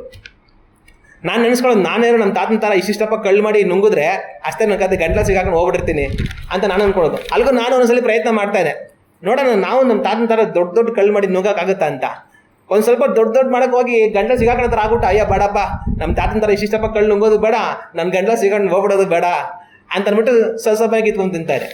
ಅವಾಗ ಹಿಂದಿನ ಕಾಲದಲ್ಲಿ ಮುದ್ದೆಗಳನ್ನ ಆ ಥರ ತಿನ್ನೋರು. ರಾಗಿಯಿಂದ ತಿಂದರೆ ಆರೋಗ್ಯಕ್ಕೆ ತುಂಬ ಒಳ್ಳೆಯದು. ಆದರೆ ಈ ಕಾಲದವ್ರು ಏನು ಮಾಡ್ತಾರೆ ಅಂತಂತಂದರೆ, ರಾಗಿ ಮುದ್ದೆ ತೋರಿಸಿದ್ರೆ ಓಡಾಕ್ತಾರೆ, ಅಯ್ಯೋ ಯಾರಿಗೆ ಬೇಕಪ್ಪ ರಾಗಿ ಮಾತ್ರ ತಿನ್ನೋದಕ್ಕಾಗೋದಿಲ್ಲ ಅಂತ. ಅರಿಬಿಟ್ಟು ಏನು ಮಾಡ್ತಾರೆ ತಿಂದರೆ ಈ ಕಾಲದವ್ರು ಒಂದು ಸ್ವಲ್ಪ ಅನ್ನ ತಿಂತಾರೆ. ಆದರೆ ಅನ್ನ ಜಾಸ್ತಿ ತಿನ್ನುವಂಥದ್ದು ಮನುಷ್ಯನಿಗೆ ಒಳ್ಳೆಯದಲ್ಲ. ರಾಗಿ ಬೇಕಾದರೆ ನೀವು ರಾಗಿ ಮುದ್ದೆ, ರಾಗಿ ರೊಟ್ಟಿ, ಇನ್ನೊಂದು ರಾಗಿಯಲ್ಲಿ ಏನು ಬೇಕಾದ್ರೂ ತಿನ್ನಿ, ನಿಮಗೆ ಆರೋಗ್ಯಕ್ಕೆ ಒಳ್ಳೆಯದು. ಆದರೆ ಅನ್ನ ತಿನ್ನೋದು ಮನುಷ್ಯನಿಗೆ ಆರೋಗ್ಯಕ್ಕೆ ಅಷ್ಟು ಒಳ್ಳೆಯದಲ್ಲ. ಬೇಕಾದ್ರೆ ಒಂದು ಸ್ವಲ್ಪ ತಿನ್ಬೋದು, ಆದರೆ ಅದು ಬಿಟ್ಟು 3 ಹೊತ್ತು ತಟ್ಟೆ ಪೂರ್ತಿ ಈ ಥರ ಗೋಪುರತನ ಅನ್ನ ಹಾಕೊಂಡ್ಬಿಟ್ಟು ತಿನ್ನುವಂಥದ್ದು ಮನುಷ್ಯನಿಗೆ ಒಳ್ಳೆಯದಲ್ಲ. ಆದರೆ ಅನೇಕರು ಏನು ರೂಢಿ ಮಾಡ್ಕೊತಾರೆ ಅಂತಂದರೆ 3 ಹೊತ್ತು ಚೆನ್ನಾಗಿ ಅನ್ನ ತಿಂತಾರೆ. 3 ಹೊತ್ತು ಚೆನ್ನಾಗಿ ಅನ್ನ ತಿನ್ನೋರು ಜಲ್ದಿ ಆರೋಗ್ಯ ಕೆಟ್ಟೋಗಿ ಪೇಷಂಟ್ ಆಗ್ತಾರೆ. ಆದರೆ ಅದ್ರ ಬದಲು ರಾಗಿ ತಿನ್ನೋದು, ತರಕಾರಿ ತಿನ್ನೋದು, ಸೊಪ್ಪುಗಳು ತಿನ್ನೋದು, ಕಾಳುಗಳು ತಿನ್ನೋದು, ಇವೆಲ್ಲ ರೂಢಿ ಮಾಡ್ಕೊಳ್ಳುವಂಥದ್ದು ಮನುಷ್ಯನಿಗೆ ಒಳ್ಳೆಯದು. ಜೊತೆಗೆ ಮೀನು, ಮೊಟ್ಟೆ, ಮಾಂಸ ತಿನ್ನೋದು ಕೂಡ ಒಳ್ಳೆಯದು. ಅದನ್ನು ಒಂದು ಮಿತಿಯಲ್ಲಿ ತಿನ್ನೋದು ಮನುಷ್ಯನಿಗೆ ಒಳ್ಳೆಯದು. ಆದರೆ ಈ ಕಾಲದವ್ರು ಏನು ಮಾಡ್ತಾರೆ, ತರಕಾರಿ ತಿನ್ನು ಅಂದರೆ ಈ ಕಾಲದ ಮಕ್ಕಳು ತಿನ್ನೋದಿಲ್ಲ. ಮನೆಯಲ್ಲಿ ಅಮ್ಮ ಏನೇ ತರಕಾರಿ ಹಾಕಿ ಎಷ್ಟೇ ಚೆನ್ನಾಗಿ ಸಾರು ಮಾಡಿರಲಿ ತಗೊಂಬಂದು ಹಾಕಿದ್ಮೇಲಿಂದ ಇವ್ರು ಊಟ ಮಾಡಲ್ಲ, ಆಯಾ ಕೆಲಸ ಮಾಡ್ತಾ ಇರ್ತಾರೆ. ಏನು ಆಯ್ತಾರೆ, ತರಕಾರಿಗಳನ್ನ ಕ್ಯಾರೆಟ್ ಎತ್ತಿ ಆ ಕಡೆ ಹಾಕು, ಬದನೆಕಾಯಿ ಎತ್ತಿ ಆ ಕಡೆ ಹಾಕು, ಬೀನ್ಸ್ ಎತ್ತಿ ಆ ಕಡೆ ಹಾಕು, ಆಲೂಗಡ್ಡೆ ಎತ್ತಿ ಹಾಕು, ಕೋಸು ಎತ್ತಿ ಹಾಕು, ಮತ್ತೊಂದು ಹಾಕು, ಏನೇ ಸಾರು ಹಾಕಿರಲಿ ಎಲ್ಲ ಎತ್ತಿ ಸಾರಿಂದ ಆಚೆ ಹಾಕ್ತಾ ಇರ್ತಾರೆ. ಯಾವುದನ್ನು ತಿನ್ನಲ್ಲ. ಇವ್ರು ತಿನ್ನೋದು ಬರೀ ಖಾಲಿ ಸಾರು ಮಾತ್ರ. ಆ ಖಾಲಿ ಸಾರಲ್ಲಿ ಮುದ್ದೆ ಅಂತ ತಿನ್ನಲ್ಲ, ತಿಂದರೆ ಸ್ವಲ್ಪ ಅನ್ನ ಕಲ್ಸ್ಕೊಂಡು ತಿಂದ್ಬಿಡ್ತಾರೆ. ತರಕಾರಿ ಒಂದು ಸ್ವಲ್ಪ ಕೂಡ ಬಾಯಿಗಿಡಲ್ಲ. ಆದರೆ ಪಕ್ಕದಲ್ಲಿ ಬಜ್ಜಿ ಮಾಡಿಬಿಟ್ಟು ಪ್ಲೇಟಲ್ಲಿ ತಂದಿರಲಿ ಎಲ್ಲ ಬಜ್ಜಿ ಎತ್ತಿ ತಟ್ಟೆಗೆ ಹಾಕೊತಾ ಇರ್ತಾರೆ. ತಿನ್ನಿ ಅಂತ ತಟ್ಟೆಗೆ ಹಾಕೋದನ್ನ ಹೊಟ್ಟೆಗೆ ಹಾಕೊಳ್ಳೋದು ಬಿಟ್ಬಿಟ್ಟು ತಟ್ಟೆಯಿಂದ ಆಚೆ ಹಾಕ್ತಾ ಇರ್ತಾರೆ. ತಿನ್ಬಾರ್ದಾಗಿರೋದನ್ನ ಎತ್ತಿ ತಟ್ಟೆಗೆ ಹಾಕೊತಾ ಇರ್ತಾರೆ, ಆಮೇಲೆ ಹೊಟ್ಟೆಗೆ ಹಾಕೊತಾ ಇರ್ತಾರೆ. ಬಜ್ಜಿ ಆಗಿರ್ಬೋದು, ಬೋಂಡ ಆಗಿರ್ಬೋದು, ವಡೆ ಆಗಿರ್ಬೋದು, ಮಿಕ್ಸ್ಚರ್ ಆಗಿರ್ಬೋದು, ಖಾರ ಬೂಂದಿ ಆಗಿರ್ಬೋದು, ಚೌಚೌ ಆಗಿರ್ಬೋದು, ಇದೆಲ್ಲ ಯಾವುದು ಆರೋಗ್ಯಕ್ಕೆ ಒಳ್ಳೇದಲ್ಲ. ಇದನ್ನು ಮಾತ್ರ ಬೇಡ ಅಂದರೆ ತಿಂತಾ ಇರ್ತಾರೆ. ಅದಿಲ್ಲ ಅಂದರೆ ತಿನ್ನೋದೇ ಇಲ್ಲ. ಏನು ನೆನ್ಸ್ಕೊಳಕ್ಕೆ ಏನು ಇಲ್ಲ, ಏನು ಹಿಂಗೆ ಕೊಟ್ಬಿಟ್ರೆ ಊಟ ಹಿಂಗೆ ತಗೊಂಬನ್ನಿ, ಏನಾದ್ರು ಖಾಲಿ ಆಗ್ಬಿಡುತ್ತೆ ಅಂಗಡಿ ಹೋಗಿ ತಗೊಂಬನ್ನಿ, ಆಮೇಲೆ ನಾನು ಊಟ ಮಾಡೋದು. ಆಗ ಆರೋಗ್ಯಕ್ಕೆ ಒಳ್ಳೇದಲ್ಲದಿರೋವಂಥದ್ದು ಇಲ್ಲ ಅಂದರೂ ಅಂಗಡಿಯಿಂದ ತಗೊಂಬಂತು ಆಮೇಲೆ ಊಟ ಮಾಡೋದು. ಆರೋಗ್ಯಕ್ಕೆ ಒಳ್ಳೇದಾಗಿರುವಂಥ ತರಕಾರಿಗಳನ್ನ ಬೇಕಾದಷ್ಟು ಹಾಕಿದ್ದೀವಿ ಸಾರಲ್ಲಿ ತಿನ್ನಿ ಅಂತಂತಂದರೆ ಅದನ್ನೆಲ್ಲ ಎತ್ತಿ ಆಸೆ ಹಾಕೋದು, ಇದನ್ನೆಲ್ಲ ತಿನ್ನು ಅಂದರೆ ನಾನು ಊಟನೇ ಮಾಡಲ್ಲ ಅಂತ. ಈ ಥರ ಪದ್ಧತಿಯನ್ನು ಜನಗಳು ಕಲ್ತ್ಕೊಂಡಿರ್ತಾರೆ. ಅದೇ ಥರ ಸೊಪ್ಪು ತಿನ್ನೋದು ಮನುಷ್ಯನಿಗೆ ತುಂಬ ಒಳ್ಳೆಯದು, ಕಾಳುಗಳು ತಿನ್ನೋದು ಒಳ್ಳೆಯದು. ಆದರೆ ನಮ್ಮ ಜನಗಳು ಏನು ಮಾಡ್ತಾರೆ, ಸೊಪ್ಪು ತಿನ್ನಲ್ಲ, ಕಾಳು ತಿನ್ನಲ್ಲ, ಐಸ್ ಕ್ರೀಮ್ ಮಾತ್ರ ಚೆನ್ನಾಗಿ ತಿಂತಾರೆ, ಚಾಕ್ಲೇಟ್ ಮಾತ್ರ ಚೆನ್ನಾಗಿ ತಿಂತಾರೆ, ಚಿಪ್ಸು ಮತ್ತೊಂದು ಕುರ್ಕರೆ ಇನ್ನೊಂದು ಚೆನ್ನಾಗಿ ತಿಂತಾರೆ. ಆಗ ಈ ರೀತಿಯಾದ ಕೆಟ್ಟ ಆಹಾರ ಪದ್ಧತಿಯಿಂದ ಜನಗಳ ಆರೋಗ್ಯ ಏನಾಗುತ್ತೆ, ಕೆಟ್ಟೋಗುತ್ತೆ. ಇದೇ ರೀತಿಯಾಗಿ ಇವತ್ತು ಎಷ್ಟೋ ವಿಶ್ವಾಸಿಗಳು ಅನುಸರಿಸ್ತಾರೆ. ಯೇಸು ಕ್ರಿಸ್ತನಲ್ಲಿ ವಿಶ್ವಾಸ ಇಟ್ಟು ದೇವ್ರಿಗೆ ಒಪ್ಪಿಸಿಕೊಟ್ಟು ಜೀವಿಸ್ತಾರೆ ಅಂತ ಎಷ್ಟೋ ವಿಶ್ವಾಸಿಗಳು ಇದೇ ಪದ್ಧತಿಯನ್ನು ಫಾಲೋ ಮಾಡ್ತಾರೆ. ರಾಗಿಯಲ್ಲಿ ಏನು ತಿನ್ನೋದಿಲ್ಲ, ತರಕಾರಿಗಳು ತಿನ್ನೋದಿಲ್ಲ, ಕಾಳುಗಳು ತಿನ್ನೋದಿಲ್ಲ, ಸೊಪ್ಪು ತಿನ್ನೋದಿಲ್ಲ, ತಿನ್ನೋದೆಲ್ಲ ಬರೀ ಅನ್ನ. ಅದ್ರ ಜೊತೆಗೆ ಎಣ್ಣೆಯಲ್ಲಿ ಚೆನ್ನಾಗಿ ಕರೆದಿರೋಂಥ ಬೋಂಡ, ಬಜ್ಜಿ, ಕಬಾಬು, ಬೇಕರಿ ಐಟಮು, ಆಚೆಡ್ ಐಟಮು, ಅದು ಇದು ಎಲ್ಲ ತಿಂತಾ ಇರ್ತಾರೆ. ಈ ರೀತಿಯಾಗಿ ಊಟ ಮಾಡೋದ್ರಿಂದ ಏನಾಗುತ್ತೆ ಅಂತಂದರೆ ಇದೆಲ್ಲ ಶರೀರಕ್ಕೆ ಒಳ್ಳೆಯದು ಅಲ್ಲ. ಆದರೆ ಇದನ್ನೇ ತಿಂದು ತಿಂದು ತಿಂದು ತಿಂದು ಕಾಲಾಂತರಗಳಲ್ಲಿ ಏನಾಗುತ್ತೆ ಅಂತಂದರೆ ಶರೀರ ಜಡವಾಗಿ ಬದಲಾಗೋಗುತ್ತೆ. ಕೊಬ್ಬು ಸೇರಿಕೊಂಡು ತೂಕ ಜಾಸ್ತಿಯಾಗಿ ಕೊಲೆಸ್ಟ್ರಾಲ್ ಬಂದು, ಶುಗರ್ ಬಂದು, BP ಬಂದು ಎಲ್ಲ ರೋಗ ಬರೋಕ್ಕೆ ಶುರು ಆಗ್ಬಿಡುತ್ತೆ. ಆಮೇಲೆ ಏನು ಮಾಡ್ತಾರೆ, ದೇವರೇ ಯಾಕಪ್ಪ ನನಗೆ ಈ ರೋಗ, ಯಾಕಪ್ಪ ಈ ಬಾಧೆ. ದೇವರು ನೀವು ತಿನ್ಬೇಕಂತ ಉಂಟು ಮಾಡೋರು ತಿಂದಿರ ಮನುಷ್ಯ ಬೇಡದರದೆಲ್ಲ ಉಂಟು ಮಾಡಿ ಕೊಟ್ಟಿದ್ದಾನೆ. ಅದನ್ನು ತಿಂದರೆ ಇನ್ನೇನಾಗುತ್ತೆ? ತರಕಾರಿ ತಿನ್ನು, ಸೊಪ್ಪು ತಿನ್ನು, ಕಾಳು ತಿನ್ನು ಅಂತ ದೇವರೆಲ್ಲ ಬೆಳೆಸ್ಕೊಟ್ಟಿದ್ದಾರೆ. ಅದನ್ನು ತಿನ್ನಲ್ಲ. ಮನುಷ್ಯರು ಕಲರ್ ಹಾಕಿ, ಕೆಮಿಕಲ್ ಹಾಕಿ, pizza, burger, chocolate, ice cream, ಮತ್ತೊಂದು ಇನ್ನೊಂದೆಲ್ಲ ಮಾಡಿಟ್ಟಿರ್ತಾರೆ. ಅದನ್ನು ತಿಂತಾ ಇರ್ತಾರೆ. ಕೊನೆಗೆ ಕೇಳೋದು ಯಾರನ್ನ? ದೇವ್ರನ್ನ. ದೇವ್ರ ಯಾಕಪ್ಪ ಹಿಂಗಾಯ್ತು ಅಂತ. ನಿನ್ಗೆ ಅದು ತಿನ್ನೋದು ಹೇಳೋರು ಯಾರು? ದೇವ್ರು ಉಂಟು ಮಾಡಿಕೊಟ್ರು ಅಂತ ತಿನ್ಬೇಕು. ಯಾಕಪ್ಪ ಹಿಂಗಾಯ್ತು ಅಂದ್ರೆ ಯಾರನ್ನು ಕೇಳಬೇಕು ಗೊತ್ತಾ? ಚಾಕ್ಲೇಟ್ ಕಂಪ್ನಿಯವ್ರನ್ನ ಕೇಳಬೇಕು, ಬೇಕರಿಯವ್ರನ್ನ ಕೇಳಬೇಕು. ನೀವು ಕೊಟ್ಟಿದ್ದೆಲ್ಲ ತಿಂದು ನಂಗೆ ಹಿಂಗಾಗುತ್ತೆ, ಯಾಕೆ ಹಿಂಗಾಯ್ತು ಅಂತ ಅಂದ್ಬಿಟ್ಟು. ಆಗ ದೇವ್ರೇನು ಮಾಡಿದ್ದಾರೆ, ನಮಗೆ ಜ್ಞಾನ ಕೊಟ್ಟಿದ್ದಾರೆ, ತಿಳುವಳಿಕೆ ಕೊಟ್ಟಿದ್ದಾರೆ. ಏನು ತಿಂದರೆ ಒಳ್ಳೆಯದು, ಏನು ತಿಂದರೆ ಒಳ್ಳೇದಲ್ಲ ಅಂತ. ಅದನ್ನು ನಾವು ಕರೆಕ್ಟಾಗಿ ಅರ್ಥ ಮಾಡಿಕೊಂಡು ನಮ್ಮ ಆರೋಗ್ಯಕ್ಕೆ ಯಾವುದು ಒಳ್ಳೇದು ಅಂತ ತಿನ್ನಬೇಕು, ಯಾವುದು ಒಳ್ಳೇದಲ್ವ ಅದನ್ನು ದೂರ ಇಡಬೇಕು. ಆದರೆ ನಮ್ಮ ಜನಗಳು ಆರೋಗ್ಯಕ್ಕೆ ಒಳ್ಳೇದಾಗಿರೋದನ್ನ ದೂರ ಇಡ್ತಾರೆ, ಆರೋಗ್ಯಕ್ಕೆ ಕೆಟ್ಟದಾಗಿರೋದನ್ನ ಒಳಗಡೆ ಸೇರಿಸ್ಕೊಳ್ತಾರೆ. ಇದರಿಂದ ಏನಾಗುತ್ತೆ, ರೋಗ ಬಾಧೆಗಳೆಲ್ಲ ಬರುತ್ತೆ. ಕೊನೆಗೆ ಏನು ಮಾಡ್ತಾರೆ, ದೇವ್ರನ್ನ ಕೇಳ್ತಾರೆ, ದೇವರೇ ಯಾಕಪ್ಪ ನಂಗೆ ರೋಗ ಬಂತು ಅಂದ್ಬಿಟ್ಟು. ನಮ್ಮನ್ನು ನಾವು ಸರಿ ಮಾಡ್ಕೊಳ್ಬೇಕಾಗಿರುವಂಥದ್ದು ಬಹಳ ಮುಖ್ಯ. ಅದರಿಂದ ಇವತ್ತು ನಿಮ್ಮ ಬಗ್ಗೆ ಒಂದು ಕ್ಷಣ ಯೋಚನೆ ಮಾಡಿ. ನಿಮ್ಮ ಆಹಾರ ಪದ್ಧತಿ ಯಾವ ಥರ ಇದೆ? ನೀವು ಏನು ತಿಂತೀರಾ? ಯಾವುದನ್ನು ದೂರ ಇಡ್ತೀರಾ? ಯೋಚನೆ ಮಾಡಿ. ಆರೋಗ್ಯಕರವಾದ ಆಹಾರ ಪದ್ಧತಿಯನ್ನು ಅನುಸರಿಸೋದಕ್ಕೆ ನಿಮ್ಮನ್ನು ಒಪ್ಪಿಸಿಕೊಡಿ. ಕೆಟ್ಟ ಆಹಾರ ಪದ್ಧತಿ ಅನುಸರಿಸಿದ್ರೆ ನಿಮ್ಮ ಆರೋಗ್ಯ ಕೆಟ್ಟೋಗೋದು ಖಂಡಿತ. ಆದರೆ ಒಳ್ಳೆಯ ಆಹಾರ ಪದ್ಧತಿ ಅನುಸರಿಸಿದ್ರೆ ನಿಮ್ಮ ಆರೋಗ್ಯ ಚೆನ್ನಾಗಿರೋದಕ್ಕೆ ಅವಕಾಶ ಇರುತ್ತೆ. ಹಂಗಂತ ಹೇಳಿ ನಾವು ಈ ಥರ ಊಟ ಎಲ್ಲ ಸರಿ ಮಾಡ್ಕೊಂಬಿಟ್ಟು ಸರಿಯಾಗಿ ನಮಗೆ ಆರೋಗ್ಯಕ್ಕೆ ಏನು ಒಳ್ಳೆಯದೋ ಅದನ್ನು ಮಾತ್ರ ತಿನ್ಕೊಂಡು ಹೋದರೆ ನಮ್ಗೆ ಯಾವ ರೋಗ ಬರೋದಿಲ್ವಾ ಅಂತ ನೀವು ಕೇಳ್ಬೋದು. ನೀವು ನಮ್ಮ ಆರೋಗ್ಯಕ್ಕೆ ಚೆನ್ನಾಗಿರುವಂಥ ಒಳ್ಳೆಯ ಆಹಾರ ಮಾತ್ರ ಊಟ ಮಾಡಿ ನಿಮ್ಮ ಆಹಾರ ಪದ್ಧತಿನ ಚೆನ್ನಾಗಿ ನೀವು ಕೈಗೊಂಡು ನಡೆದರೂ ಸಹ ನಿಮಗೆ ರೋಗ ಬರೋದಕ್ಕೆ ಎಲ್ಲ ಅವಕಾಶ ಇರುತ್ತೆ. ಹಾಗಂದರೆ ಬರೀ ಆಹಾರದ ಮಾತ್ರ ಮನುಷ್ಯನಿಗೆ ರೋಗ ಬರಲ್ಲ, ಬೇರೆ ಬೇರೆ ಕಾರಣಗಳಿಗೂ ಸಹ ರೋಗ ಬರುತ್ತೆ. ಆಗ ನೀವು ಆಹಾರ ಸರಿ ಮಾಡಿಕೊಂಡ್ರೂ ಸಹ ಬೇರೆ ಕಾರಣಗಳಿಗೆ ರೋಗ ಬರೋದಕ್ಕೆ ಸಾಧ್ಯತೆ ಇರುತ್ತೆ. ಅವು ಏನು ಅನ್ನೋದನ್ನು ಮುಂದಿನ ಕಾಲಗಳಲ್ಲೇ ನಾವು ಧ್ಯಾನ ಮಾಡೋಣ. ಆದರೆ ನಿಮ್ಮ ಕೆಟ್ಟ ಆಹಾರ ಪದ್ಧತಿನ ನೀವು ಸರಿ ಮಾಡಿಕೊಂಡ್ರೆ ಕೆಟ್ಟ ಆಹಾರ ಪದ್ಧತಿಯಿಂದ ಬರುವಂಥ ರೋಗಗಳನ್ನು ತಪ್ಪಿಸೋದಕ್ಕೆ ಸಾಧ್ಯ ಆಗುತ್ತೆ. ಅದನ್ನು ನೀವು ಮಾಡ್ಬೋದು. ಅದರಿಂದ ನಿಮ್ಮ ಊಟದ ಬಗ್ಗೆ ನೀವು ಗಮನವಾಗಿರಿ. ಮತ್ತು ಇನ್ನೊಂದು ಜನಗಳು ಮಾಡುವಂಥ ಒಂದು ಕೆಲಸ ಏನಂತಂತಂದರೆ, ಕೆಲವೊಂದು ಸಲ ಕೆಲವರಿಗೆ ಸ್ವಲ್ಪ ವಯಸ್ಸಾದ ಮೇಲಿಂದ ಶುಗರ್ ಬಂದ್ಬಿಡುತ್ತೆ. ಆಸ್ಪತ್ರೆಗೆ ಹೋಗಿರುವಾಗ ಏನೋ ಬ್ಲಡ್ ಚೆಕಪ್ ಮಾಡ್ತಾ ಇರ್ತಾರೆ, ಏನೋ ಮಾಡೋವಾಗ ಅಮ್ಮ ನಿಮ್ಗೆ ಸ್ವಲ್ಪ ಶುಗರ್ ಜಾಸ್ತಿ ಇದೆ, ನೀವಿನ್ನು ಶುಗರ್ ಜಾಸ್ತಿ ತಿನ್ನಬಾರ್ದು, ಅನ್ನ ಎಲ್ಲ ತಿನ್ನಬಾರ್ದು, ನೀವು ಸರಿಯಾಗಿ ನೋಡ್ಕೊಳ್ಳಿ ಅಂತ ಹೇಳಿ ಕಳಿಸ್ತಾರೆ. ಇವಾಗ ಒಂದು ವೇಳೆ ನಮಗೆ ಶುಗರ್ ಕಾಣಿಸ್ಕೊಳ್ತು ಅಂತಂತಂದ್ರೆ ಯಾರಿಗಾದರೂ, ಆನಂತರ ಅವ್ರು ಏನು ಮಾಡಬೇಕು, ತಮ್ಮಲ್ಲಿರುವಂಥ ಶುಗರು ಇನ್ನೂ ಜಾಸ್ತಿಯಾಗಿ ತಮಗೆ ತೊಂದರೆ ಆಗದ ಹಾಗೆ ಅವರ ಆರೋಗ್ಯವನ್ನು ಕಾಪಾಡ್ಕೊಳ್ಬೇಕು. ಶುಗರ್ ಬಂದಿದೆ ಅಂದರೆ ಡಾಕ್ಟ್ರ್ ಹೇಳ್ತಾರಾ, ಏನು ಭಯ ಪಡ್ಬೇಕಾದ್ರೆ ಅಗತ್ಯ ಇಲ್ಲ. ಸಕ್ಕರೆಯಿಂದ ದೂರ ಇದ್ದರೆ ಒಳ್ಳೇದಾಯಿತು, ಕಾಫಿ ಟೀ ಕುಡಿಬಾರ್ದು. ಆದರೆ ಅನೇಕರು ಶುಗರ್ ಬಂದಿದ್ರು ಕೂಡ ಅವ್ರು ಕಾಫಿ ಟೀ ಬಿಡೋದಿಲ್ಲ. ಸರಿ, ಮನೇಲಿರೋರು ಏನೋ ಶುಗರ್ ಬಂದೈತೆ ಸಕ್ಕರೆ ಹಾಕಿ ಕಾಫಿ ಟೀ ಎಲ್ಲ ಕುಡಿಬಾರ್ದು, ಸಕ್ಕರೆ ಇಲ್ದಿರ ಕಾಫಿ ಟೀ ಕೊಡ್ತೀವಿ ಕುಡೀರಿ ಅಂತಂತಂದರೆ ಅವ್ರೇನು ಹೇಳ್ತಾರೆ ಗೊತ್ತಾ, ಹೇ ಸಕ್ಕರೆ ಹಾಕಿದ್ರೆ ಆ ಕಾಫಿ ಟೀ ಬಾಯಿಗಿಡೋಕ್ಕಾಗುತ್ತಾ, ಸ್ವಲ್ಪ ಸಕ್ಕರೆ ಹಾಕೊಂಡು ಬನ್ನಿ, ಏನಾಗ್ಬಿಡುತ್ತೆ ಸ್ವಲ್ಪ ಸಕ್ಕರೆ ಹಾಕೊಂಡು ಕುಡಿದ್ಬಿಟ್ರೆ ಅಂತ ಅಂದ್ಕೊಂಡು ಕುಡಿತಾ ಇರ್ತಾರೆ, ಬೇಡ ಅಂದರೆ ಕುಡಿತಾ ಇರ್ತಾರೆ. ಕೊನೆಗೇನಾಗುತ್ತೆ, ಶುಗರ್ ಜಾಸ್ತಿ ಆಗುತ್ತೆ. ಶುಗರ್ ಜಾಸ್ತಿಯಾಗಿ ಥರಥರವಾದ ಸಮಸ್ಯೆಗಳು ಬರುತ್ತೆ. ಅದರಿಂದ ಏನು ಮಾಡಬೇಕು, ಡಾಕ್ಟ್ರುಗಳು ನಮ್ಮ ಆರೋಗ್ಯವನ್ನು ಪರಿಶೀಲನೆ ಮಾಡಿ ನಮಗೆ ಏನು ಸಲಹೆ ಕೊಡ್ತಾರೋ ಅದನ್ನು ನಾವು ಸರಿಯಾಗಿ ಪಾಲನೆ ಮಾಡುವಂಥವರಾಗಿರಬೇಕು. ಅನೇಕರು ಏನು ಮಾಡ್ತಾರೆ, ಶುಗರ್ ಬಂದಿದ್ರು ಕೂಡ ಟೀ ಕಾಫಿ ಸಕ್ಕರೆ ಹಾಕೊಂಡು ಕುಡಿತಾ ಇರ್ತಾರೆ, ಅನ್ನ ಚೆನ್ನಾಗಿ ತಿಂತಾ ಇರ್ತಾರೆ, ಸ್ವೀಟ್ ತಿಂತಾ ಇರ್ತಾರೆ, ಮತ್ತೊಂದು ಇನ್ನೊಂದು ತಿಂತಾ ಇರ್ತಾರೆ. ಆಮೇಲೆ ಏನು ಹೇಳ್ತಾರೆ, ದೇವರೆಲ್ಲ ನೋಡ್ಕೊಳ್ತಾರೆ ಅಂತ. ದೇವರು ಬುದ್ಧಿ ಕೊಟ್ಟಿದ್ದಾರೆ, ತಿಳುವಳಿಕೆ ಕೊಟ್ಟಿದ್ದಾರೆ. ದೇವ್ರ ಬುದ್ಧಿ ತಿಳುವಳಿಕೆ ಕೊಟ್ಟಿರುವಾಗ ಅದನ್ನು ಉಪಯೋಗಿಸ್ತೀರಾ, ನಂಗೆ ತಿಂದರೆ ದೇವ್ರ ನೋಡ್ಕೊಳ್ತಾರೆ ಅಂತಂದರೆ ದೇವ್ರೇನು ಮಾಡ್ತಾರೆ, ನೀನು ಜಲ್ದಿ ಬಾ ನನ್ನ ಹತ್ರ ಅಂತ ಕರೀತಾರೆ ಅಷ್ಟೇ. ನಿಮಗೆ ಬೇಗ ದೇವ್ರ ಹತ್ರಕ್ಕೆ ಹೋಗ್ಬೇಕಂತಿದ್ರೆ ಶುಗರ್ ಬಂದ್ರೂ ಎಲ್ಲ ತಿನ್ನಿ. ಆದರೆ ನಿಮಗೆ ಆರೋಗ್ಯ ಚೆನ್ನಾಗಿರ್ಬೇಕಂತಂದರೆ ನೀವೇನನ್ನು ಸರಿ ಮಾಡ್ಕೊಳ್ಬೇಕು ಅದನ್ನು ಸರಿ ಮಾಡ್ಕೊಳ್ಳಿ. ಮತ್ತು ಇನ್ನೂ ಕೆಲವರು ಏನು ಮಾಡ್ತಾರೆ, ಬಿ ಪಿ ಬರುತ್ತೆ. ಬಿ ಪಿ ಬಂದ ನಂತರ ಡಾಕ್ಟ್ರ್ ಹೇಳ್ತಾರೆ ಬಿ ಪಿ ಜಾಸ್ತಿ ಇದಮ್ಮ, ನೀವು ಉಪ್ಪೆಲ್ಲ ಸ್ವಲ್ಪ ಕಡಿಮೆ ಮಾಡಿ, ನೋಡ್ಕೊಂಡು ಊಟ ಮಾಡಿ ಅಂತೆಲ್ಲ ಹೇಳ್ತಾರೆ. ಆದರೆ ಇವ್ರೇನು ಮಾಡ್ತಾರೆ ಅಂತಂತಂದರೆ, ಡಾಕ್ಟ್ರ್ ಹಂಗೆ ಹೇಳಿದ ಮೇಲೆ ಕೂಡ ಉಪ್ಪು ಮತ್ತೊಂದೆಲ್ಲ ಕಮ್ಮಿ ಮಾಡೋದಿಲ್ಲ. ಮನೇಲಿ ಏನಾದರೂ ಬಿ ಪಿ ಜಾಸ್ತಿ ಆಗೈತಂತೆ, ಸ್ವಲ್ಪ ಉಪ್ಪು ಕಮ್ಮಿ ತಿನ್ನಿ, ಅದು ಸಪ್ಪೆ ಕೊಟ್ಟರೆ ದೊಡ್ಡ ಗಲಾಟೆ. ಏನು ಈ ಸಪ್ಪೆ ಊಟ ತಿನ್ನೋಕ್ಕಾಗುತ್ತಾ? ಈ ತಿನ್ನಬಲ್ಲ ಸಾಯದ ಮೇಲೂ. ನಾನು ಉಪ್ಪಿಲ್ದಿರ ಸಪ್ಪೆ ತಿಂದು ಸಾಯೋ ಬದಲು ಉಪ್ಪು ಹಾಕೊಡು, ಉಪ್ಪು ತಿಂದು ಜಲ್ದಿ ಸತ್ತೋಗ್ಬಿಡ್ತೀನಿ. ಸಪ್ಪೆ ತಿಂದು ಜಾಸ್ತಿ ಬದುಕೋಬಲ್ಲು ಉಪ್ಪು ತಿಂದು ಜಲ್ದಿ ಹೋಗ್ಬಿಡ್ತೀನಿ ಕೊಡು ಅಂತ ಗಲಾಟೆ ಮಾಡ್ತಾ ಇರ್ತಾರೆ. ಆಗ ಅವ್ರಿಗೆ ಆರೋಗ್ಯದ ಬಗ್ಗೆ ಚಿಂತೆ ಇಲ್ಲ, ಬಾಯಿಗೆ ರುಚಿಯಾಗಿರ್ಬೇಕು ಅಷ್ಟೇ. ಬಿ ಪಿ ಬಂದರೂ ಕೂಡ ಉಪ್ಪು ಹಾಕೋ ತಿನ್ನು, ಹೆಚ್ಚು ಕಮ್ಮಿ ಆದರೆ ಡಾಕ್ಟರ್ ಹತ್ರ ಹೋಗು. ಬಿ ಪಿ ಜಾಸ್ತಿ ಆದರೆ ಲಕ್ವ ಹೊಡೆದ್ಬಿಡುತ್ತೆ, ಬಿ ಪಿ ಜಾಸ್ತಿ ಆದರೆ ಬ್ರೈನ್ ಹೊಡೆದ್ಬಿಡುತ್ತೆ, ಆಮೇಲೆ ಸತ್ತೋಗ್ಬೇಕಾದ್ರೆ ಪರಿಸ್ಥಿತಿ ಬರುತ್ತೆ. ಅದರಿಂದ ನಾವು ಆರೋಗ್ಯ ಸರಿ ಇಲ್ಲ ಅಂತ ಹೇಳಿ ಡಾಕ್ಟ್ರು ಏನಾದರೂ ಸಲಹೆ ಕೊಡ್ತಾರೆ ಅಂತಂದರೆ ಅದನ್ನ ಕಾಪಾಡ್ಕೊಳ್ಬೇಕಾಗಿರುವಂಥದ್ದು ಬಹಳ ಮುಖ್ಯ. ಇದೇ ಥರನೇ ಬೇರೆ ಏನೇ ಆರೋಗ್ಯ ಸಮಸ್ಯೆ ಇರಲಿ, ಕಾಣಿಸ್ಕೊಂಡ ನಂತರ ಡಾಕ್ಟ್ರು ಸಲಹೆ ಕೊಡ್ತಾರೆ, ನೋಡಿ ಈ ಥರ ಇದ್ರೆ ನೀವು ಒಳ್ಳೇದು ಅಂತ. ಅದನ್ನು ನಾವು ಪಾಲಿಸುವಂಥವ್ರಾಗಿರಬೇಕು. ಆದರೆ ನಮ್ಮ ಜನಗಳೇನು ಮಾಡ್ತಾರೆ, ಅದನ್ನು ಪಾಲಿಸೋದಿಲ್ಲ, ಇವ್ರು ಮಾಡೋದನ್ನೇ ಮಾಡ್ತಾ ಇರ್ತಾರೆ. ಅದು ಆರೋಗ್ಯ ಸರೋಗುತ್ತಾ?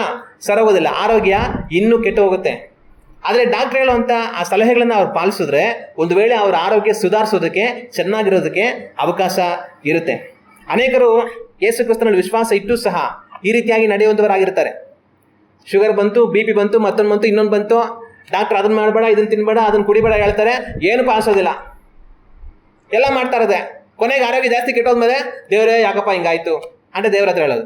ದೇವ್ರು ಹೇಳ್ತಾರೆ, ನಾನು ನಿನಗೆ ಮೊದಲೇ ಬುದ್ಧಿ ಕೊಟ್ಟಿದ್ದೆ, ತಿಳುವಳಿಕೆ ಕೊಟ್ಟಿದ್ದೆ, ಡಾಕ್ಟ್ರ್ ಮುಖಾಂತರ ಹೇಳಿಸಿದ್ದೆ, ಇಂಥ ತಿನ್ಬೇಡ, ಇಂಥ ಕುಡಿಬೇಡ ಅಂತ, ನೀನು ಯಾಕೆ ತಿಂದೆ ಕುಡ್ದೆ ಅಂತ ದೇವ್ರ ನಮ್ಮನ್ನು ಕೇಳಬೇಕಾದ್ರೆ ಪರಿಸ್ಥಿತಿ ಬರುತ್ತೆ.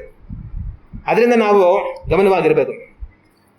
ಇನ್ನೂ ಕೆಲವರು ಏನು ಮಾಡ್ತಾರೆ ಅಂತಂತಂದರೆ, ಕೆಟ್ಟ ಚಟಗಳನ್ನು ಇಟ್ಕೊಂಡಿರ್ತಾರೆ. ಏನು ಕೆಟ್ಟ ಚಟ? ಗುಂಡಾಕ್ತಾರೆ, ಸಾರಾಯಿ ಕುಡಿತಾರೆ, ಬೀಡಿ ಸಿಗರೇಟ್ ಸೇರ್ತಾರೆ, ಪಾನ್ ಹಾಕ್ಕೊಂಡು ಅಗಿತಾ ಇರ್ತಾರೆ.